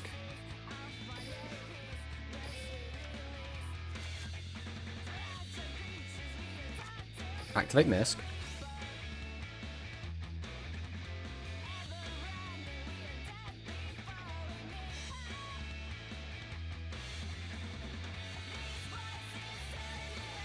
Book of Moon, which isn't...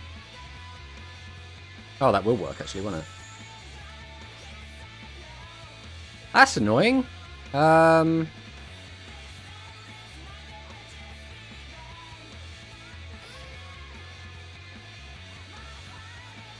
I think we still just Misk.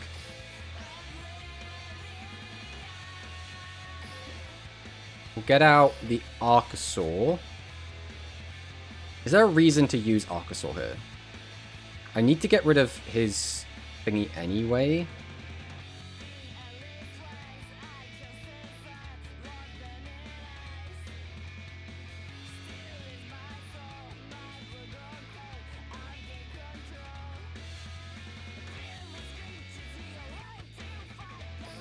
Yeah, but it's like I need to get rid of Hidden City, which means we're going to have a discard at some point anyway.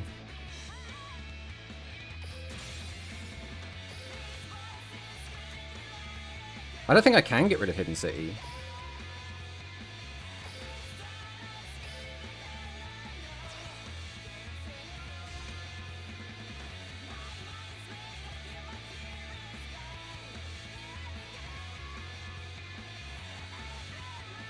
So in order to activate that, I need to send this to grave. We don't get a say in this. I think we just are kind of a little bit screwed here, no matter what we do. Because Hidden City just lets... It's just going to stop my attack, right? Yeah, he's just going to flip it up and stop it. So, like...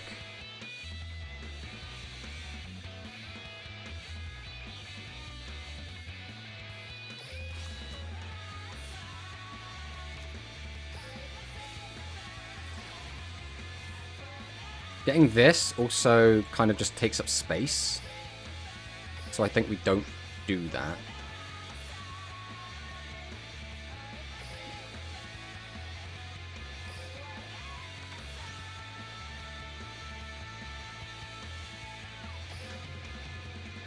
I think that's all we can do. I think that's all we can do.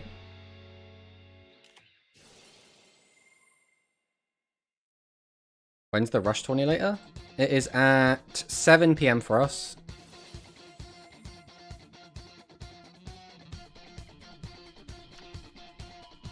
Maybe Overtext was the play? I mean, maybe. Again, I don't know this deck enough. I know that... Maybe? Yeah, probably.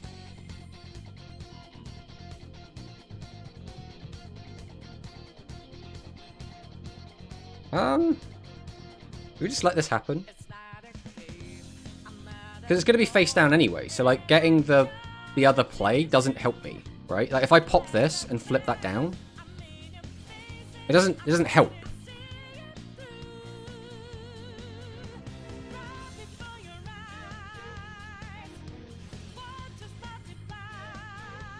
But I suppose by that point then, getting out the Overtext would have made zero change, right? He's flipping, but you trigger baby. Yeah, but what's the point in triggering baby?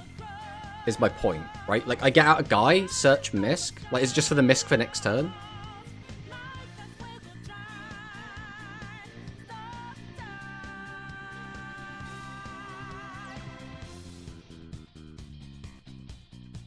It just ends. It doesn't even attack.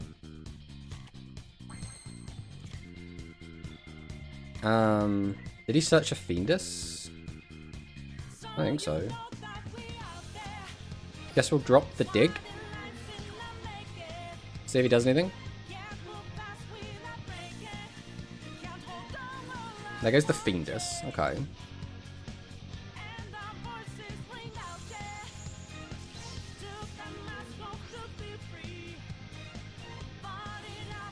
Maastrix. The issue is, I know he has a thingy face down. We know that he has needle sealing. So if we try and do anything, he'll just needle sealing us. That is my current dilemma. We also don't have enough cards in deck to, like, do anything here. I genuinely don't know what to do. If I flip, he just pops everything with needle sealing. I can't get access to Misk. This isn't live. I need to link into a non-dinosaur to get Pill live.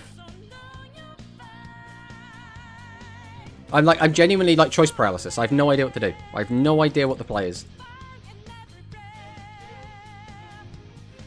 I can't just do nothing.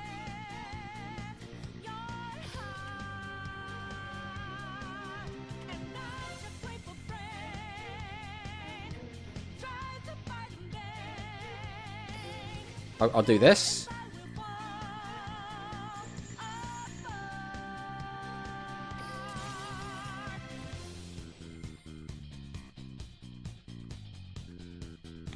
Baby, go Ovi.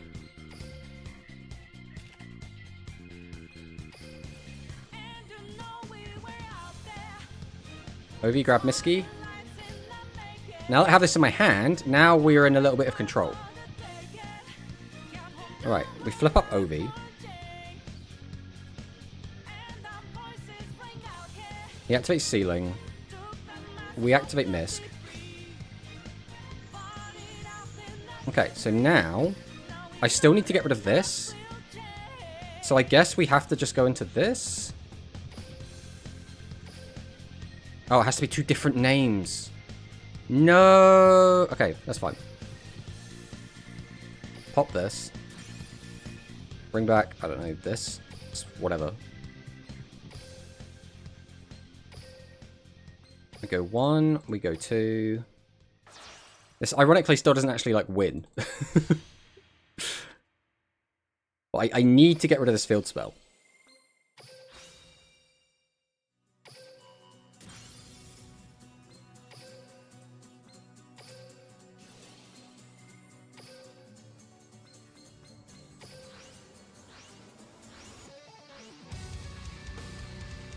Yep, just summon whatever. Sure, why not?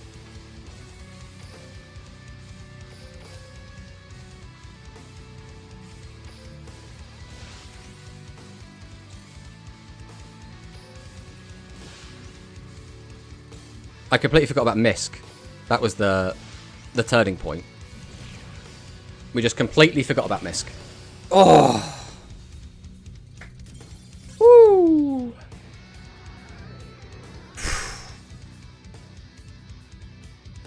Guys, I need to... I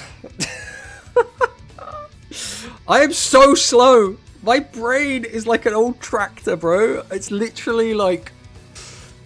I don't even think that came down to like inexperience. I think that was just me being really stupid. I think though, to be fair, I think he misplayed, right? Change name to Slow Tomato so you play faster. I mean, genuinely could do that. But like, if he had just flipped up his needle sealing when we like summoned the Ovi, the second Ovi, I think he just wins, right? He pops. So we get our Ovi on. We've still got our card face down. We've got UCT face up, and we've got Ovi face up. If he just flips over needle sealing, he pops both before we have Misk access. And then, what do we even do at that point? We still don't really have anything. To be honest, he could just win anyway. Yeah, I don't know his deck enough. The only thing I do know is Fiendus sucks because it's just basically an Omni. You never attack unless you can like do a lot of attacks, I guess, because the field spell will just stop it and then flip up a guy and then he just gets the plus off of it. Just needed to negate Ovi from Grave instead of random spells. Yeah. I mean, Miss from Grave. Yeah. 100%. 100%. But I think that comes down to him not understanding my deck.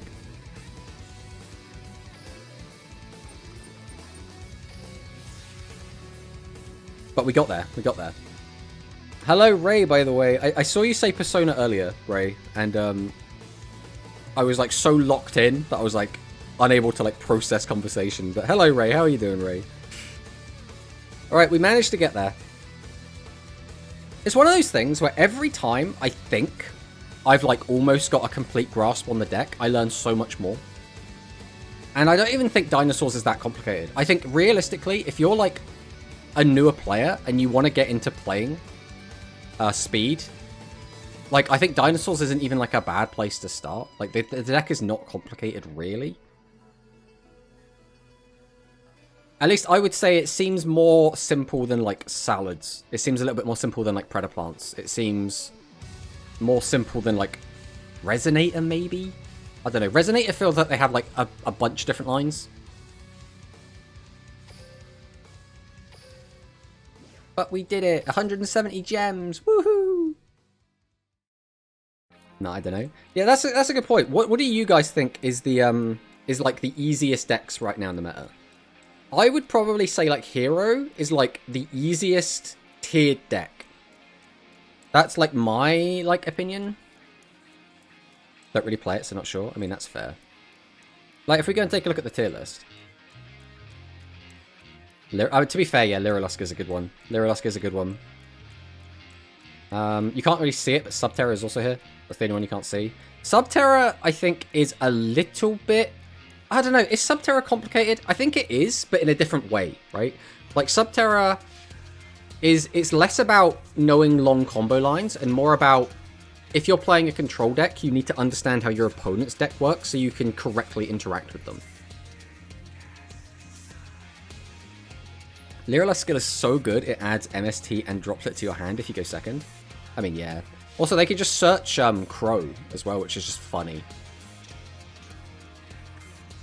Sub has a different playstyle. If you throw your interruptions random, you lose. Yeah. Whereas I think if you play like Resonators, you can kind of just click, like... It'll be like, do you want to respond? You can just click yes like 5 times in a row and you'll probably just win the game. Like, obviously, it's not one-to-one that, but like that's how it feels sometimes. You have so much interaction that you can just kind of stop everything your opponent's doing. Lyri is super uninteractive.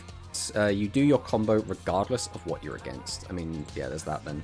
Lyrilusk as well is a deck that, as Dinos, I haven't been struggling against too much. Like, the times I lose to Lyrilusk is when they crow, like, my Misk, and I just don't have, like, an Arch or anything to, like, get anything going. Which, again, now it would be if I don't have an Arch or a OV. And Forbidden Droplet. Like, Forbidden Droplet just messes me up, like, every time. There's just nothing I can do about Droplet. But other than that, like, as Dinos at least, I find this deck quite easy to play against. But yeah, Droplet is really, like, difficult to play against in general, I think. But at the moment, right, in terms of these decks, actually some games are winnable through Droplet. It depends, right? Let's say you can only make a board of, like, 3 guys. If you make 4 monsters go in turn 1. Yeah, that's the thing, though, if you do that. Like, sometimes you'll only be able to get, like, 3 monsters on the board, right? I had a game where I got 3 monsters out. I got Dropleted for 3. And then my opponent, with their 1 card left in their skill, just, like, completely destroyed everything I had and killed me in the turn. And I was like, you had 1 card, bro. How have you done this? But yeah, I'm still, like, really enjoying it. Like, if I go back over to here, this was our, like, speed conversation we had in our last stream. Like, again, I don't like floodgates. We don't like hand traps specifically. There's, like, some. But, like, specifically, if we look at, like, the meta, I like playing against Salad, right? I like playing against Resonance. I don't like playing against Heroes.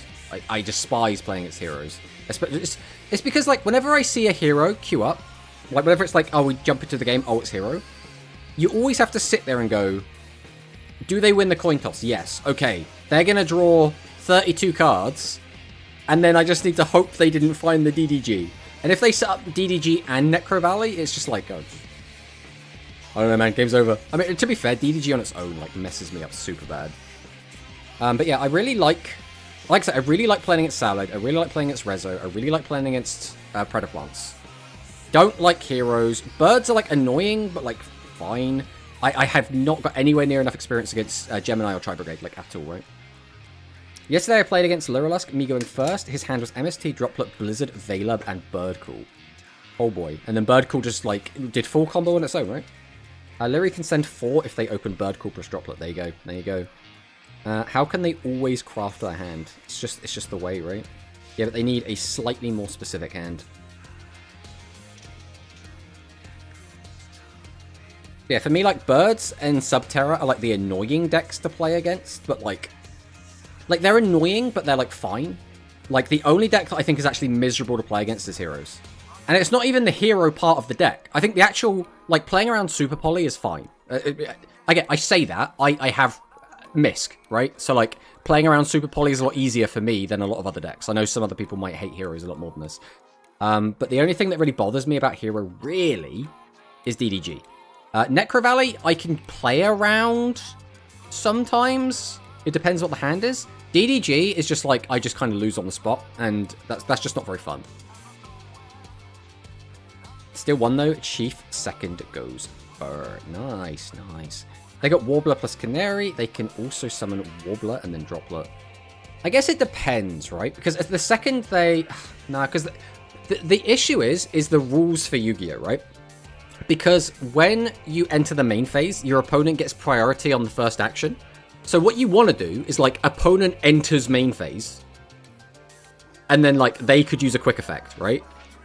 And then what we want is priority to pass back to me, and then I can activate Misk, right? So they can't just, like, activate a normal spell card or normal summon before I get the Misk. But that's just not how Yu-Gi-Oh works, right? When it's the main phase, your opponent gets priority to do something, and there isn't, like, a start of main phase. Dino guide on DLM1. I mean, there is already a Dino guide on there, written by someone else. Where is it? We can go find it quick.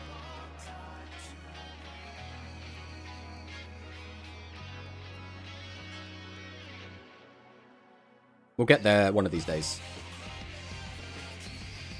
There's Tindangle.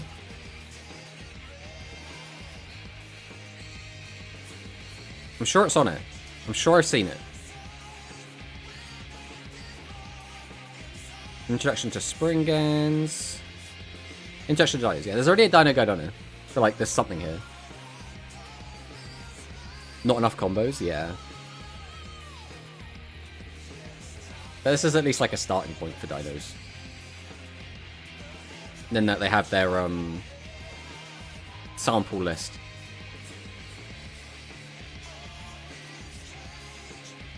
Alright, but I guess now we're just going to keep playing, right? I just want to play some more games. I think we're going to use the rest of this stream to just play speed. Because, like, it is speed, right? We're on the speed week. But I do think next stream we do on Thursday, we are probably going to do a rush stream. We haven't done a rush stream in a while. MVP Duncan. Hello, hello, my friend. How are you doing? We have just hit dual level max. We have just hit max. We are no longer stuck. Tri-Brigade. Again, I have so little experience against this deck. This is going to be a fun learning experience. Never mind. Never mind. Bro did not want to play against dinosaurs.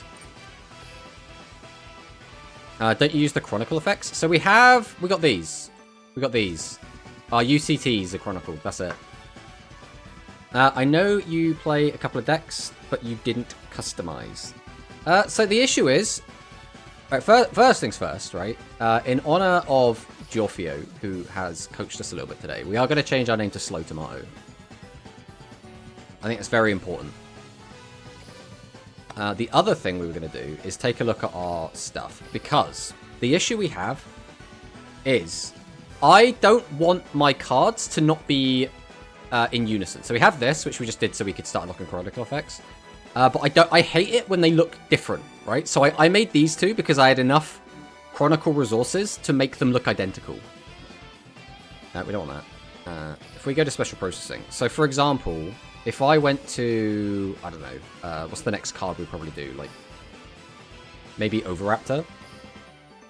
I don't have enough to make all my Overraptors look the same. Like, I could make like 3 Crystal Overraptors. That'd look fine. But then the rims, they'd have to be black or silver. I think silver looks a little bit tacky. I think you have to have like very specific type of cards to make silver look good. Name would have to be silver because it's the only thing we have left. You think Starlight Ovi? Starlight Ovi looks nice, but we only have 2 of them. So I would have only 2 Starlight Ovis. That would bother me. And stamps all look awful. I'm sorry, I don't care who you are or what kind of sick stamps you have. All the stamps look shit. They just do. They just do. Yeah, I have a lot of silver names and use them on Ovi. So I just play a lot of DINO games to try and get all of the Noise / Sepia. The thing is, I don't really like Noise and Sepia. Like, the only one I'd want to farm is, like, Damaged. Because I think Damaged, unironically, looks kind of nice in, like, a weird way. But I think Sepia looks awful. The idea of having a card and taking all the color out of it.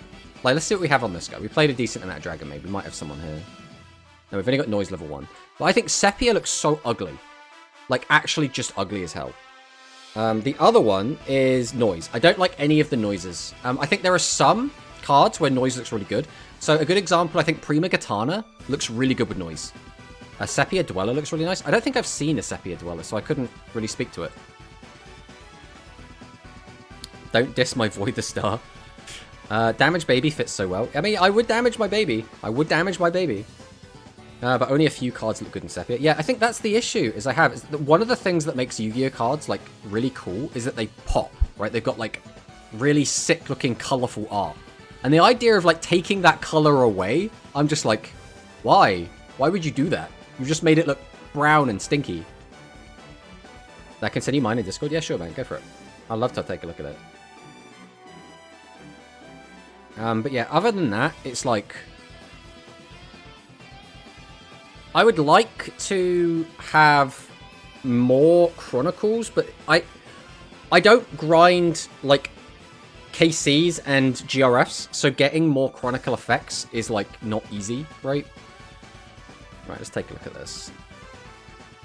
If we grab this, we can come over here, throw it in here. Dino Sesso. I mean, to be fair, this does actually look not that bad. It doesn't really look brown. Usually when you Sepia something, it just looks brown. But this actually looks quite nice. Like, I was playing against someone. No, I think it was in Grand's tournament. Someone was playing Tri-Brigade, and they used Sepia on Fractal. And I remember looking at it and going like, why have you done this? You've just made your Fractal look ugly. Sepia 2 is the best Sepia. Is that what this one is? We need damage 4, where the card just has quarter of the card ripped off. Yeah, it's just like the foiling underneath just left. This is Sepia 1. The one I don't like is just the one where it's just brown. I'm just like, it just looks bad, like straight up. But yeah, that's the reason I haven't like chronicled everything. Like, I don't really know if I'd use Sepia or Noise on any of these. Like, if anything, what I would really like is just more gold. Like, I think for the rim, I don't think I would use gold. Because gold, I think, looks nice on some cards, but, like, not on the majority. I know a lot of people like to put gold on Xyz monsters, but I don't know, to me, this looks tacky. There's, like, something off about it that I'm just not a big fan of. Hello, Gelato Gaga, by the way. I missed your message earlier. I need gold rims for my links. To specialize in nature decks, so I do with the rim, one with silver text, one with gold text, and start collecting noise, sepia damage, and so on for each card. The entire deck. I mean, yeah, that was obviously a cool one. They gave us only a few golds. Maybe fusions are cool. Yeah, I think fusions look the best for me personally. I know that Gaga just literally said about putting them on links. I'm not a fan of it on links. I think it has the same issue where it's just like, it looks a bit extra, especially where it goes around all the arrows as well. The cards I actually think it looks really good on are Rush, Overrush rares. I mean, let's just pick, like, what's a cool fusion? I mean, you know, Titaniclad's kind of cool. I don't think this looks that bad. Like, don't get me wrong, I don't think this still looks great, but I think this looks not bad. But for me, it's the Rush, Overrush rares that the gold looks amazing on. But I think it's because they don't have a real border, so, like, it adds a border onto the card. Reminds me of the gold rares. Yeah, I didn't really like the gold packs in TCG. I like on my Unchained Link. I mean, that's fair, right? I mean, it's literally just... I actually really like the black. The black metal, I think, looks like just kind of clean on most cards. Maybe not... I mean, I think on this card, it looks bad because the text is the wrong color, right? If that text was gold, I think this would look like such a pretty card. Then you do, like... I don't know if I like Aurora on that, you know? I think it's a little bit too much. Starlight, though. Now, imagine this had gold text, and I'm just like...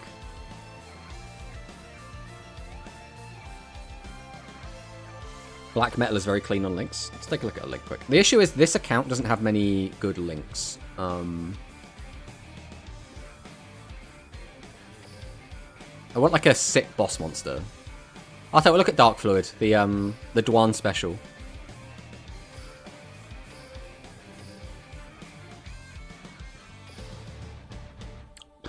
That does look pretty good, to be fair. I actually think it looks better without that, because it's got nice white text.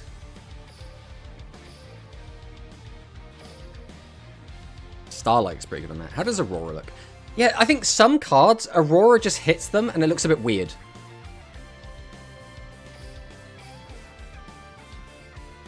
I mean, we have sets as well. We could put this on, but it's just like the silver set. We're saving the Starlights for Branded Fusion board stamp. I mean, I do really like Branded. I think Branded's a cool deck. Obviously, like, Branded's been made to do some, like, pretty gross stuff. Right? In terms of, like puppet locking and stuff. But, like, I think Branded overall is still pretty cool. Alright, let's jump in again. Yeah, Aura is just perfect for UCT and maybe Droplet. Yeah, I think there's a handful of cards that look super nice with Aurora. But I think there's a lot that just don't work with it. Just because of, like... I don't even think it's, like, anything specific. It's more like where the art in the card is. And, like, which parts get hit by which part of the Aurora. Aura washes them out mostly, so it looks good on certain cards. Yeah. Sometimes it, like... It emphasizes what's there, and sometimes it just doesn't. That's a hand. Summon Archosaur. Please don't Veiler me. Thank you.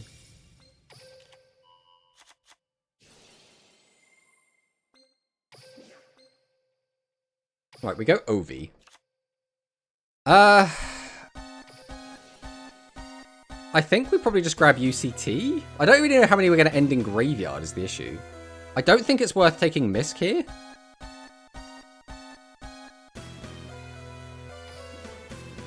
Going to grab the UTC. We'll see if this ends up being a mistake or not. Do this. Grab out Link. Activate the skill. Send this to Grave. Grab the baby. Send. I mean, we have plenty, so we can do everything we want to do. The question is, what do we want to end on? Do we want to go double, or do we want to go... I mean, we'll probably go kill this plus this. I kind of want to do double use... Mind you, it's... I know what deck this is, right?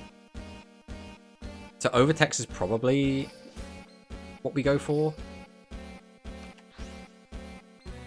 We'll go Giant...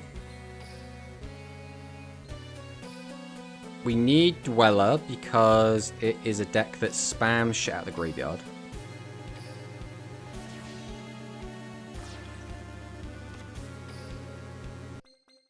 And then we'll just go UTC.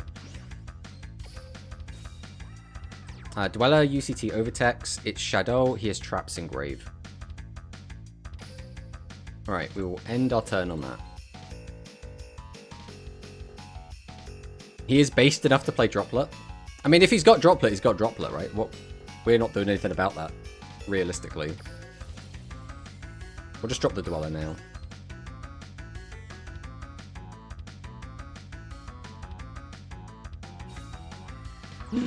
Alistair the Invoker.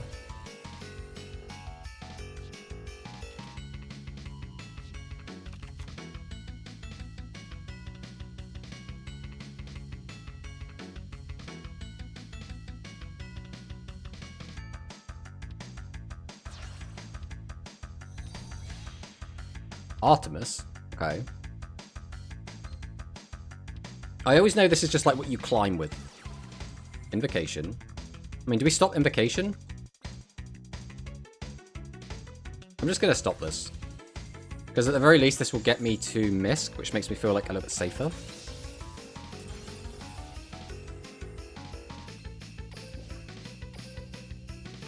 Come on down. He makes Mechaba. Which one's Mechaba? Is Mechaba the one which says you can only summon once each turn? Or is Mechaba the one which is like discard a card from hand, negate a card that's the same type? I always get the two confused. The cool thing about gold border is when playing your deck, it's just all gold, like my crafters with 6 gold cards. I think that's the thing. If you have enough gold borders, it can look really nice. But I also think gold looks better on very specific cards, right? The negate one, okay, yeah. Wind is the floodgate, mech is the negate. That's the one I always forget about. We'll give... Because Shui is here at the moment, we'll give Shui the actual shout out rather than the exclamation mark Shui. I tell you what, we can do both. We can literally do both. We have the technology. There you go. Everyone loves Shui. Oh. Let's take a look at the next game. Let's see what we can muster. Mongsil. Oh boy. Oh, boxes. Boxes, boxes, boxes. Okay, let's see what he's got.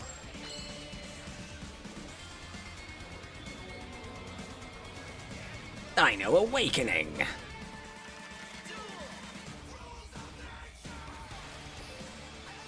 Fossil Dig. Misk. Activate Misk.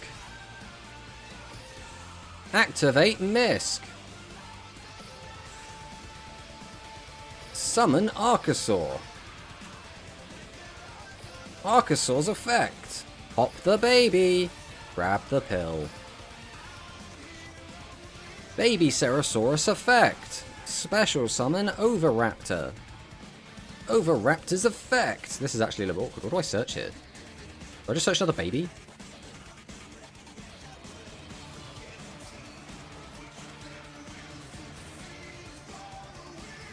Yeah. Just gonna search a baby. Linkaribo.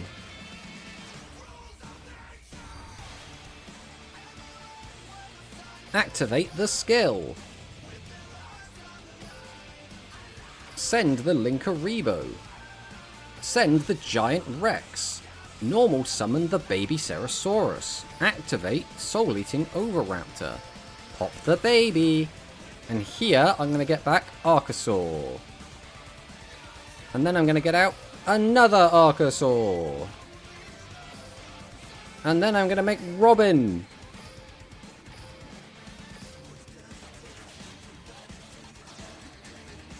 Then we're going to go Pill.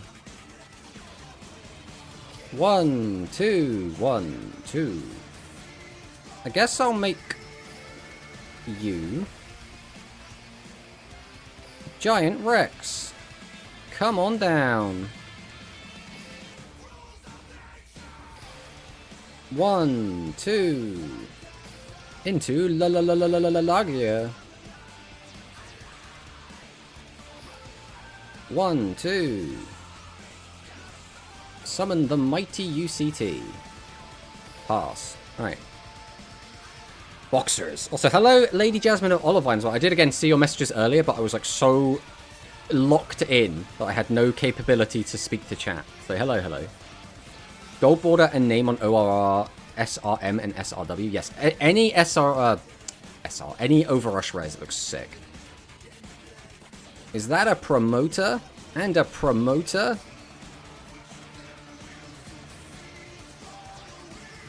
Sends the promoter.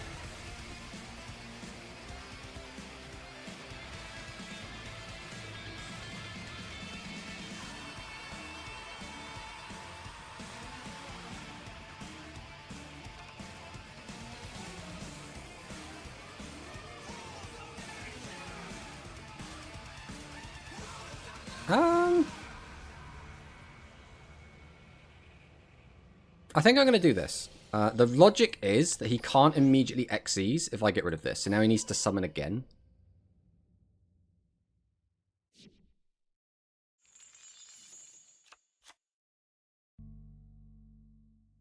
And we still have another use of it anyway. And like, I think we don't really need the Robin here. At least I don't think so. So he flips that up. Again, that's fine. If you want to immediately overlay with that, that's fine.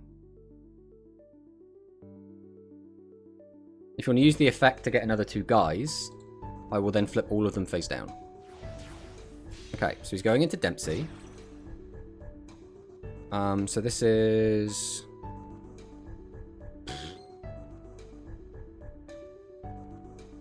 Wait, do I even want to stop this? For the rest of the term, we can't target. It's a quick effect. I think we have to. The issue is, I think this is bait because he wants to play a spell card. No, we still have Overtext. We'll be fine either way. You can do anything and win. Yeah, I don't play against battling boxes very often, so we're just kind of seeing what happens. Time.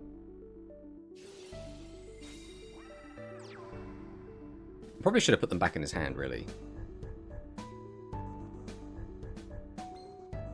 I think we'll do this now.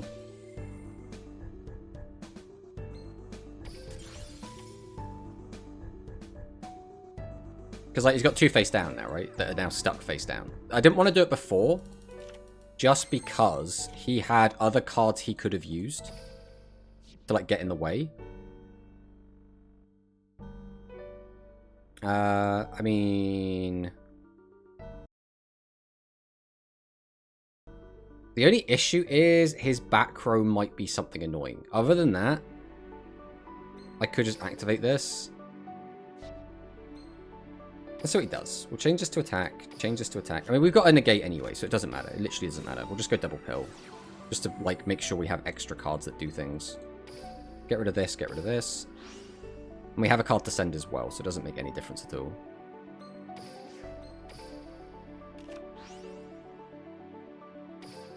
Just go straight to battle. Swing with this.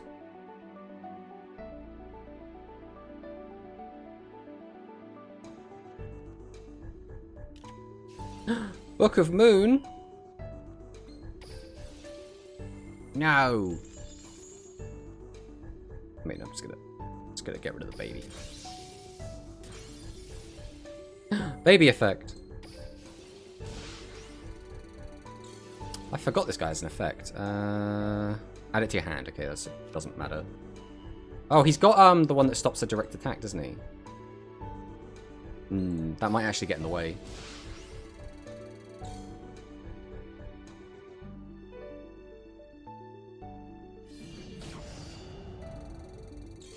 Oh, we should have... Oh, right, that's how this one works. I thought it stopped the attack. Not that it makes any difference, though, right? Oh, what does Chief Second do? This also doesn't do anything, right? Or does it? Negate the attack, then banish 1 monster on the field until the end phase. I mean, that's annoying.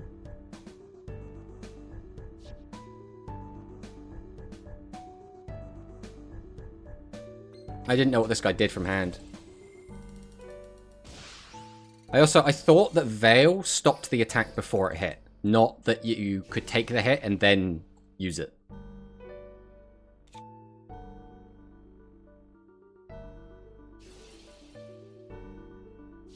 Okay. I mean, he uses this effect, then we just flip them all face down, right?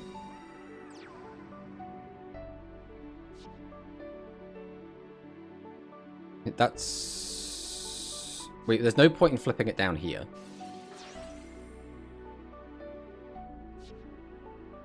We're using his effect. No Dark Hole? I mean, even if he had Dark Hole, we stop it with Overtex. Summons out 2. Grabs a spell. We don't need to use that. There's no reason to. Then we'll just go UCT. I guess we're going to get rid of Robin. And what's Robin doing for us at this point? We can flip this one up, but that's it.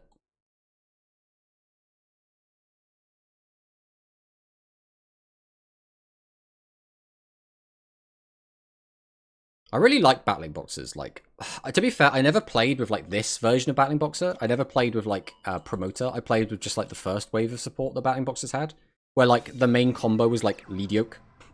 That was the main gimmick of the deck. All right, we'll go Fossil Dig. Book of Moon. Okay.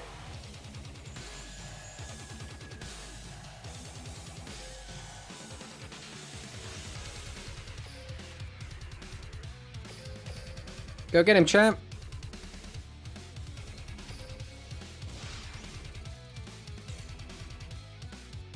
He's got the glass jaw. Punching dinos not effective. No, the way to beat dinos is just a big old rock. You need a meteor, right? That's the best way to make us go extinct. Although, as long as Misk isn't about, right? Because undead dinosaurs don't care about big rock.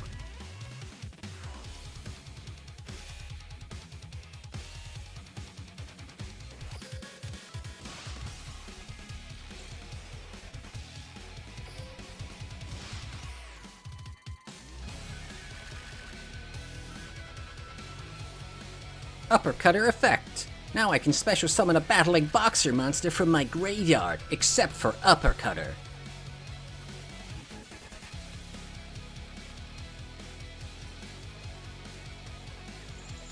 So he negates that. Oh, then he gets to banish this again. Oh Christ, this is so annoying. Although I can still attack with this.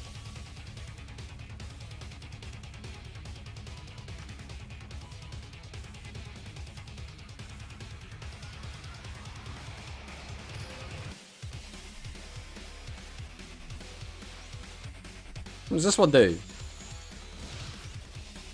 Banish card from the graveyard, lose 1,000 attack. Let me just kill.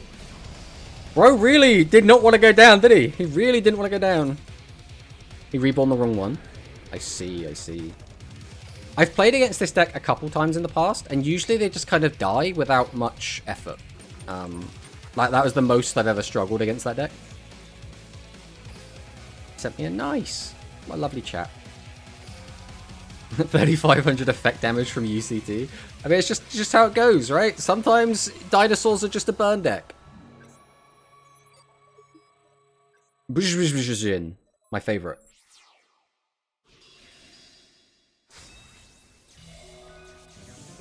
It's a bit annoying, right? Because there's a speed tournament and a rush tournament today, and they both start at exactly the same time. And I really want to play them both. But I can't play in 2 tournaments at the exact same time. As you can see, I can barely play this deck at the best of times. Tomato playing a toxic bird deck, I see. It's just noodles all over again, bro. We're just so back. Rush? Yeah, there's Cloudy City Weekly and Rushdal Dynasty. So Cloudy City Weekly is the speed. Rushdal Dynasty is the rush. There you go, I'll chuck them both in chat. So this is the speed one. And this is the rush one. But they both start literally at the exact same time. Hero believer? No, we don't want the heroes to win. Heroes, again, I think heroes aren't inherently like super toxic or anything. It's the floodgates that they're forced to run to compete with the new best decks. That's the issue. If they didn't have the floodgates, I don't think I would care about heroes, or like I wouldn't dislike heroes. But because heroes are just DDG turbo, that's where I'm like, it's just awful. It's just awful to play against. Well, there's Quantum too if you want speed. Oh, is Quantum's today? Has that been posted? No, it hasn't been posted yet. I assume there will be one tonight though, right?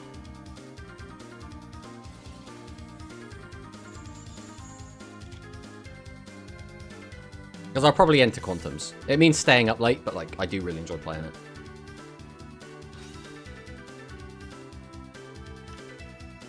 Again, Necro Valley isn't the end of the world. It's just DDG. DDG is like the...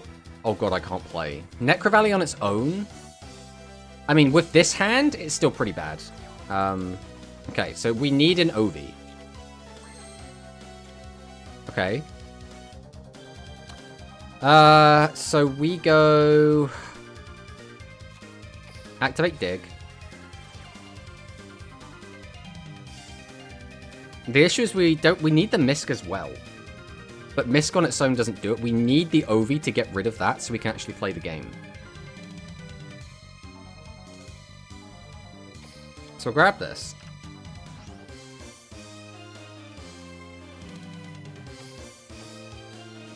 We'll go DINO Awakening. We normal the OV. OV effect. I mean, here, do we just grab the Misk straight up? Probably. Like, what else are we realistically grabbing here? Because otherwise he just super polys whatever we do anyway, right?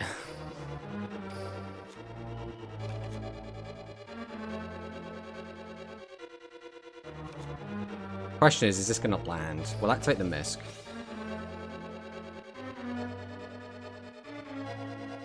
Okay.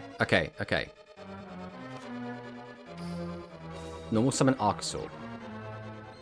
Activate Archosaur.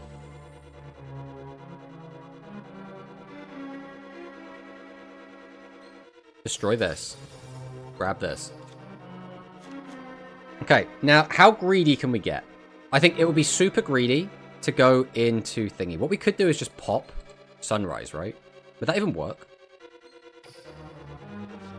Getting that back from the graveyard is also a little bit awkward. Let's go for this. Let's see what happens. We'll try and pop this.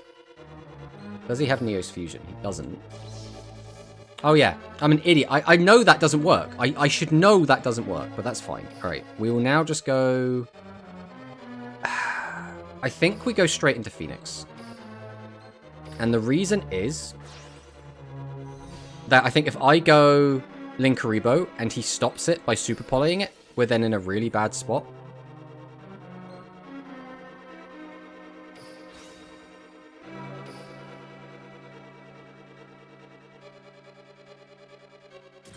Okay, he's letting that go through.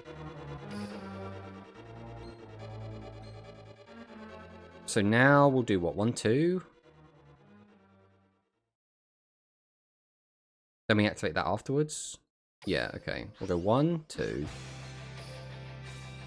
Summon this boy. We can use Giant Rex and bring it back.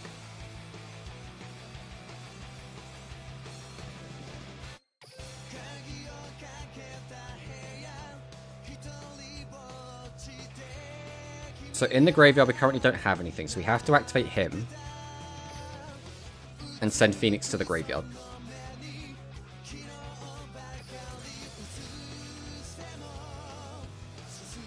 Which now means...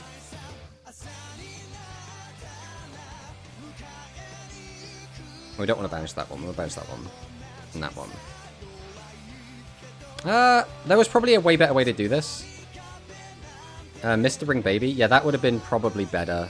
But I needed a non-dinosaur in the graveyard. Doing it this way as well still isn't that bad, because he can super poly one of these, he can't super poly the other one. So we go to battle. We'll go for a cheeky swing. So he can super poly one of these.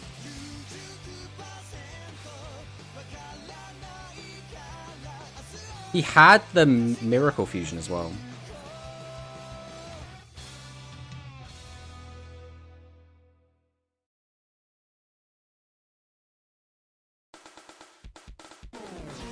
So what we could have brought back the baby, but then we would link it off, right? We would just link into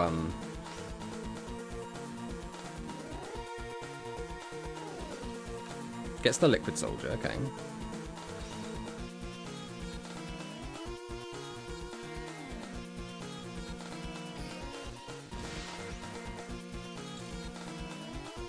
I mean, we still can't kill him this turn.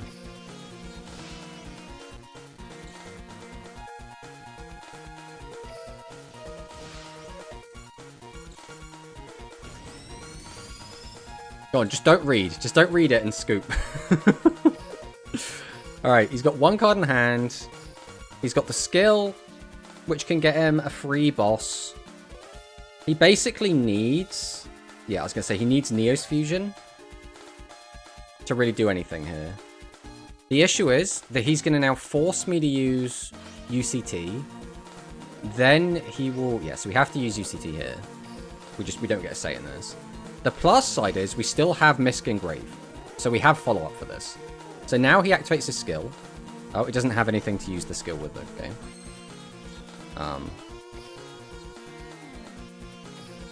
Let's go Misk.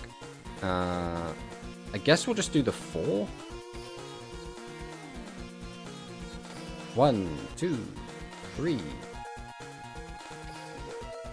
Summon out Ovi. We'll go Giant Rex, and we'll go Ovi.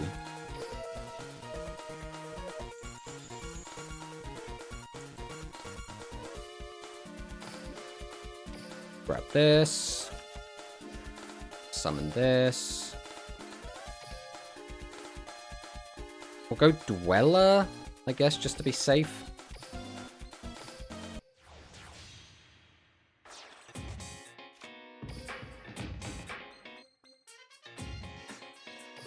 We go 1, 2, 3, 4, 5.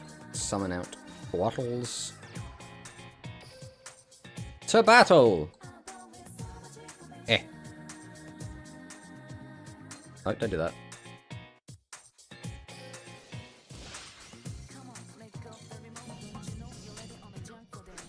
Woo! It's not over though. He has no more summons. Good thing we did that. I mean, yeah, he could have fused his Armed Dragon level 10, or whatever it's called, the Armed Dragon Thunder, into thingy halved our attack. That would have been a lot better for him. I don't know if that, like... Nah, because that would stop us from killing the actual monster itself, right? So that would have been better for him. Like, just a lot better, and would have stopped our turn. Maybe he just didn't have Tornado, right? Maybe we'll give him the benefit of the doubt.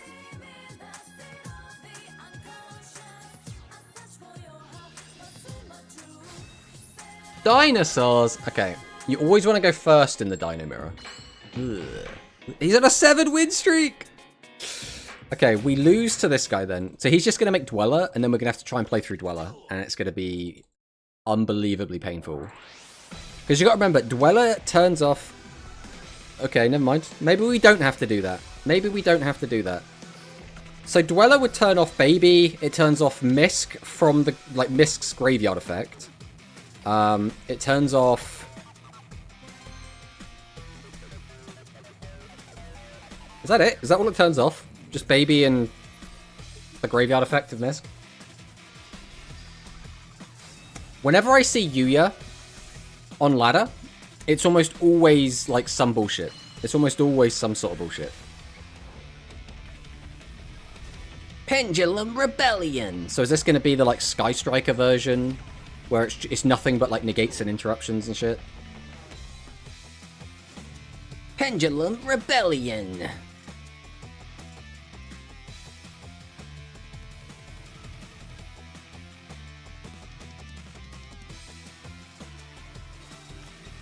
Two important cards for Dino? Yeah, 100%. I mean, I usually, like I say, I usually make it against my opponents.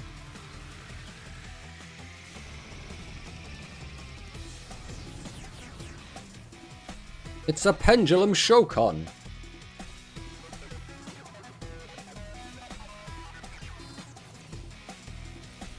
What the f... What is this? When this card is also summoned, you can send 1 point for your deck to the graveyard. So he's just going to send If you have 2 cards in your Pendulum Zone, you get add to your hand instead. Okay, so he's adding 2 Skullcrabats. So he can summon Skullcrabat, activate its effect, get a search. Dino Mirror sucks so much it's actually one-sided, yeah. Pendulum Rebellion. Hey look, it's Dweller! He's back!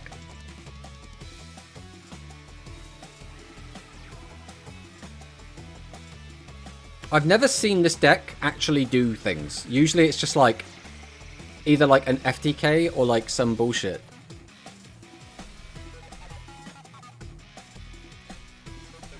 Special summon target pendulum. One code pendulum zone, special summon it. Cannot use this card. Monsters in your opponent's possession cannot activate their effects during the battle phase. Okay. Never mind. What's this one? Once per turn, you can detach 2 materials from this card, target 1 face-up card on the field, destroy it. And if it destroyed a monster, you can make 1 face-up monster you control gain attack. Okay. Another baby. Activate Dweller. Right, we always go Misk. We can't use Misk now, but he's in there now. He's happy in the graveyard. We summon out the boy. Activate his effect. Hot baby. Baby's effect gets negated, but we can still grab the pill.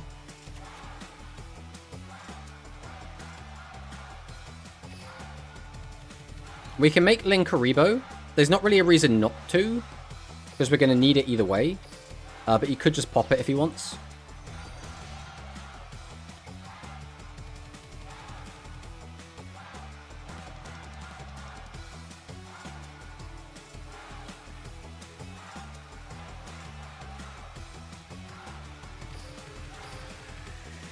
Dino Awakening. Just pop him in the bin real quick. Guess it doesn't really make a difference. Well, it kind of does. We have to send baby. We'll go pill.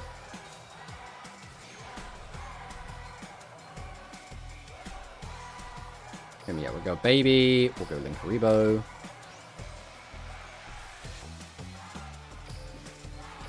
UCT.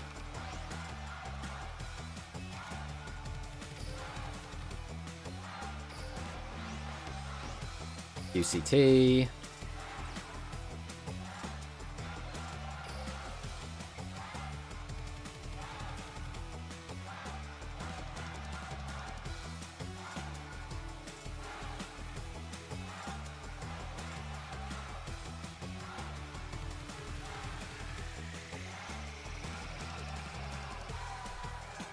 See what he does.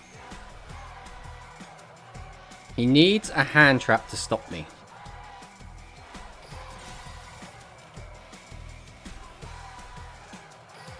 To battle. Swing. I activate the effect of Ultimate Conductor Tyranno. Alright, well we managed to win through Dweller, which is quite nice. It's one of those spooky things where, like, a lot of the time you can just kind of play through stuff, but, like, there'll always be that one game where you can't, and then you just be like, He has Veiler, but Misk, exactly. Misk is fine. It's perfectly balanced. Stop complaining about Misk, guys. Come on. Oh, I always lose against Star Seraphs. I just, for whatever reason, I suck against Star Seraphs. I lost against this in a tournament, but I lost because he was playing 3 Crow, 3 Droll, and like 3 Droplet. And he just absolutely dismantled everything I tried to do.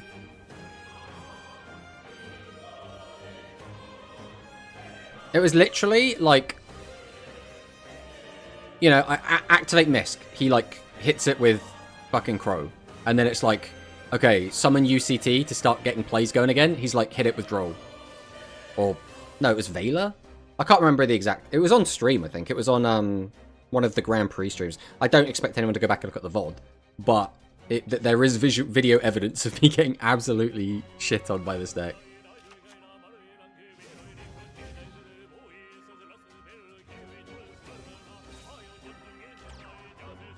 Star Seraph Scale. Star Seraph Scale. Flip up Scale. Flip up Scale.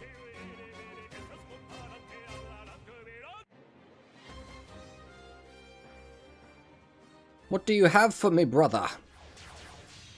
Is that the Star Seraph Sentry? I actually rarely see this card come out. Faction X uses this card, target one face-up monster your opponent controls, halve its attack, also negate its effects. Now, the issue is, I really need Fossil Dig to resolve, otherwise this ruins my day. But if Fossil Dig resolves, we just get Misk and Misk resolves.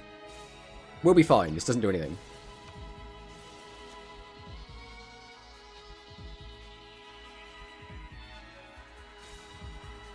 One back row. Two back row. Okay. Draw for turn. Second dig. Second dig's nice. Activate dig. Search Misk. Activate Misk.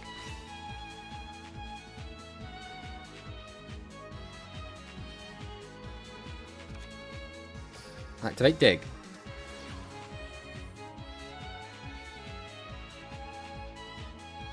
Search the baby.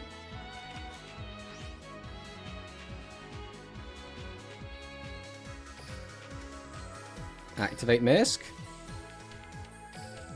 I'm just expecting to get stopped at some point. Like, I've been conditioned now from prior experiences.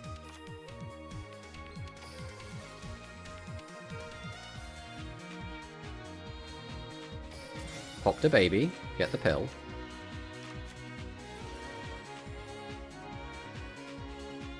You have to summon out the third Ovi.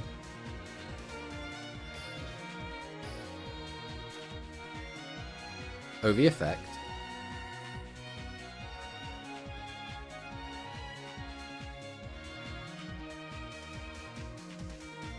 I guess we just search Rex here.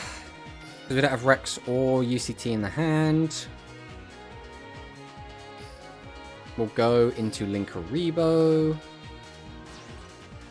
Come forth, Linkuriboh. If he has like Compulse or something, that'd actually be really annoying. Because we haven't normaled yet, we will use the skill. If we'd already used our normal, we would have just used that as link material for Phoenix, I think.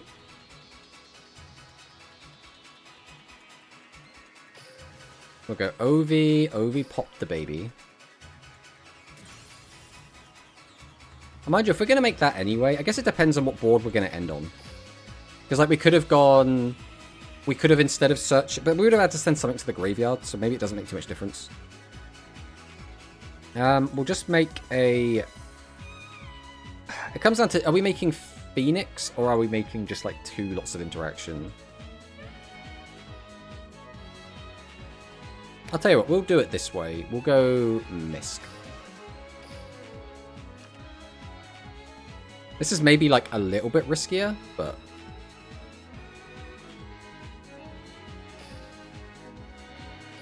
We'll go into Lagia. Oh, yeah, he can negate it with this. Yeah, going... Mind you, Phoenix would have been negated anyway. So maybe whatever I made didn't make too much difference. I wasn't playing around Star Seraph at all, though. Or Star Seraph Sentry.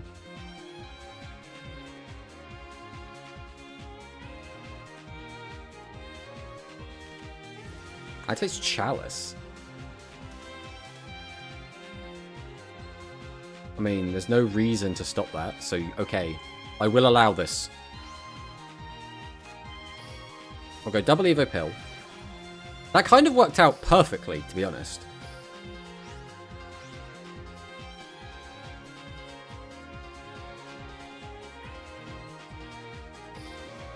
Come forth, Ultimate Conductor Tyranno.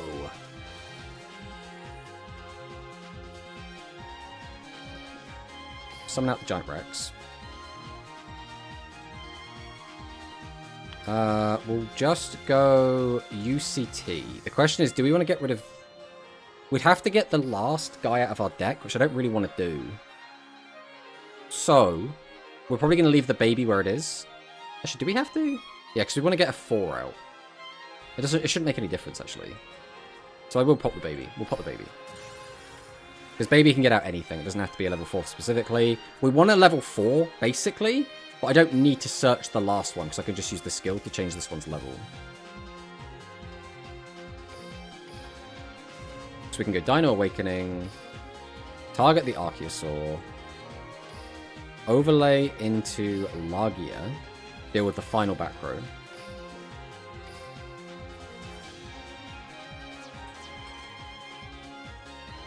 We could have gotten out an extra guy, but then that probably would have been better. It's probably fine either way,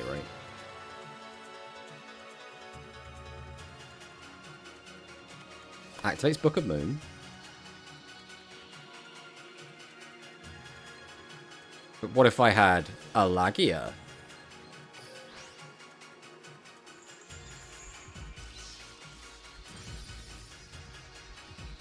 Swing into this. Right. UCT effect, send it burn.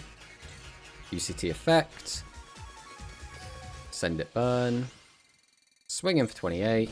Swing in for 24. Nice, nice, nice. That's not quite like revenge for my loss in Grands, but like that makes me feel a little bit better, right? Because it's one of those things where like, hey, we got new special processing. I have no idea which one it is, but we've got something. It's always nice. Alright, let's queue up again. Ideally, I want to play against some of the decks that I'm more likely to play against in tournaments. I don't really know what... I guess Gemini is probably what I want to play against the most. It's a deck that is, like, frequent enough that you'll play against it in a tournament, but not common whatsoever on the ladder. I literally never play against Gemini. We're on a 10 win streak. How are we on a 10 win streak? Oh, I suppose, to be fair, I think 2 of those were just straight up scoops. We're against trains. This is where it gets weird, right? Because as soon as you get to dual level max, suddenly everyone is a meme. This hand is really awkward, actually. Double pill sucks.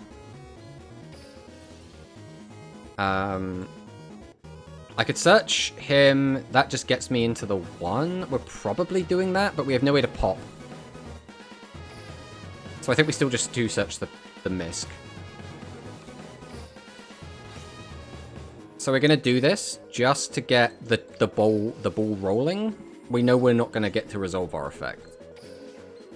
But like if we don't do this, like what else are we realistically doing?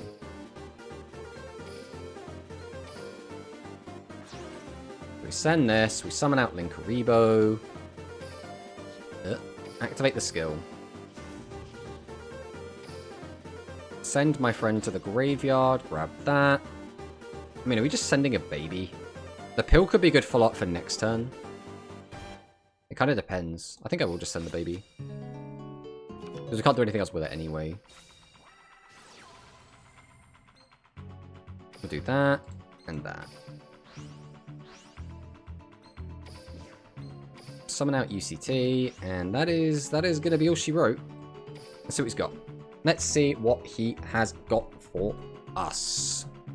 What should we just like Dark Hole immediately, and I'm just going to be like... Right, so we reveal Urgent Schedule. We're sending Citadel.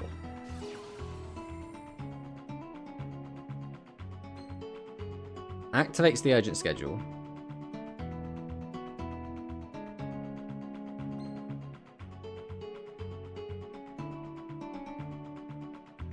And all monsters your opponent controls with a test less than or equal than it. I'm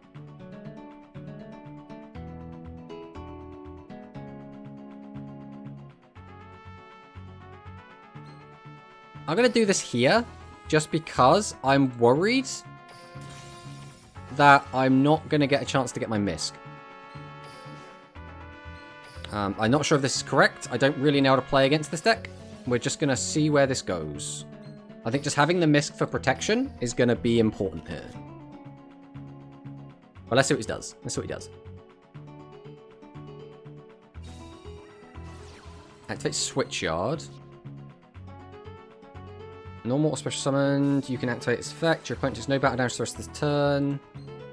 Scott's activate, you can add infinite track monsters from your deck to your hand. Once returning, attack one machine, change the position, attack this card to a card. Okay. Gerudo song I know, Legend of Zelda, the Ocarina of Time, best game. It's absolute classic. Absolute classic. Okay, we're adding Dozer. We're going to activate Dozer.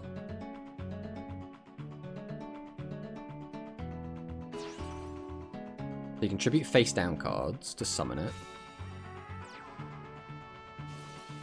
Activate his effect. Special summon one infinite track monster from your deck in defense position. Okay. That is fine. We will allow this.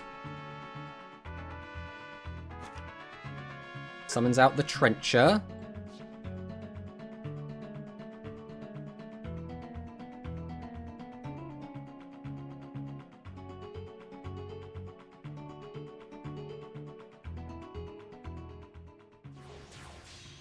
Go into Stormer. Okay. This is fine. Activate Stormer. Detach. Where are we going with this, my friend? This is a deck I actually really wanted to play. Because this was a deck as well that was kind of on the fringe of playable, right? It was like a tier 3 deck for a bit, and then it kind of fell off the list. It was like high potential for a little bit.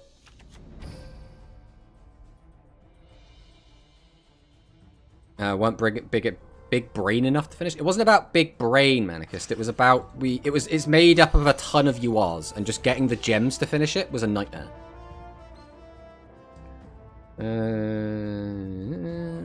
Okay.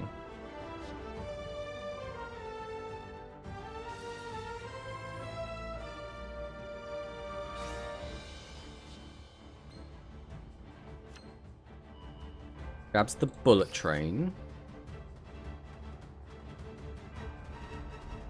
We can just special summon this with the hand.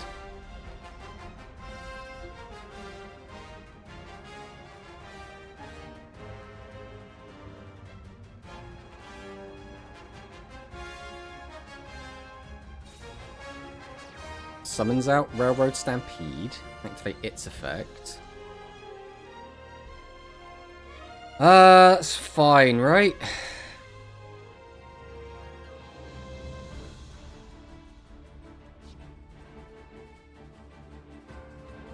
That's fine.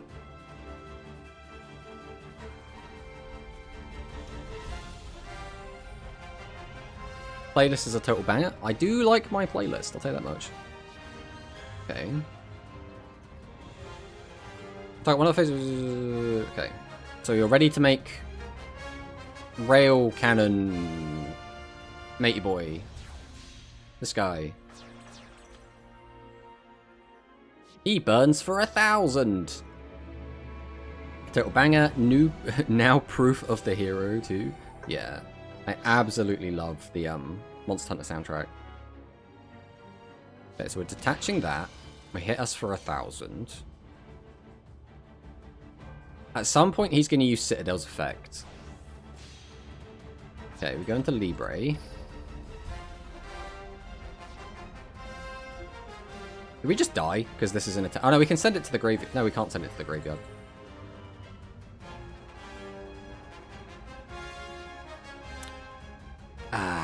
We might just be dead.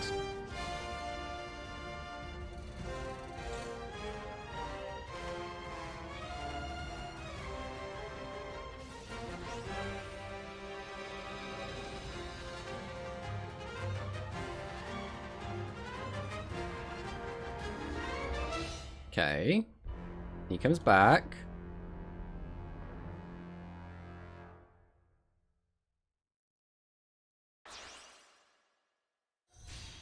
Going to Anger Knuckle.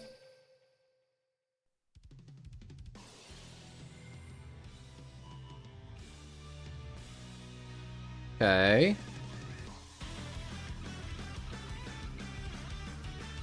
Why you can't use UTC? We used UTC when he had 2 monsters on the board to send Baby, get out Overraptor, and then add Misk to hand because we weren't sure what he was going to end on.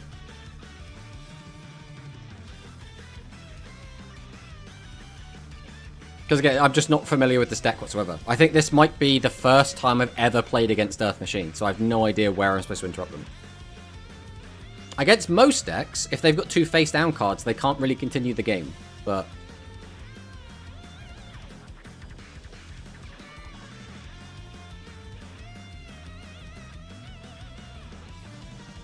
I mean, there's nothing we could do.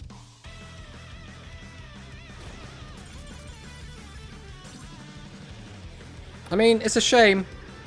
It's a shame, but again, if we're not familiar with the deck whatsoever and we have literally no idea what it's going to do, it's like, what else can we do, right? The issue was, the very first thing he did was put Citadel in the grave, right? So from my perspective, I'm like, at some point, he is going to bring back the Citadel and try and wipe my whole board, so I want to have the Misk in hand ready to deal with that. So that was like the logic. But, unfortunately, we are going to end on a loss, but that is going to be us done for today. Like we said, there are 2 tournaments on tonight. There is a Rush tournament and a Speed tournament, so I do hope that people do take part in those. We will be back on Thursday, and on Thursday we'll probably be doing some Rush. I want to do a little bit of Rush. We'll probably have, like, hopefully some leaks so we can go over those, as well as we want to try out the new Beyond Curiosity and the new Cyburst deck, so we're going to give that a bash as well. But today was very successful. We did manage to get to Duel Level Max, which is really good, and still later on in a couple of hours, so in like 4 hours, we will also be doing our watch along. So if anyone's interested in that, please come by. But thank you all so much for watching. We'll see if there's anyone to raid it to. I don't know if How's streaming or something. Yeah, How is streaming, so we will go ahead and raid into How, because How is lovely. Yes, we will be doing Vrains later. We might be hit with ads while we're doing this, but thank you all so much for watching, and I'll see you next time. Goodbye.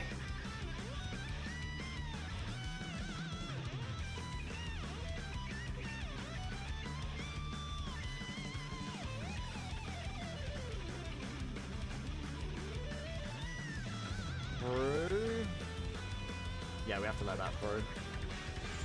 Oh my god, Tomato with the raid. Massive shout out to Tomato. How are you? Yo, Striker Gaming, we're trying.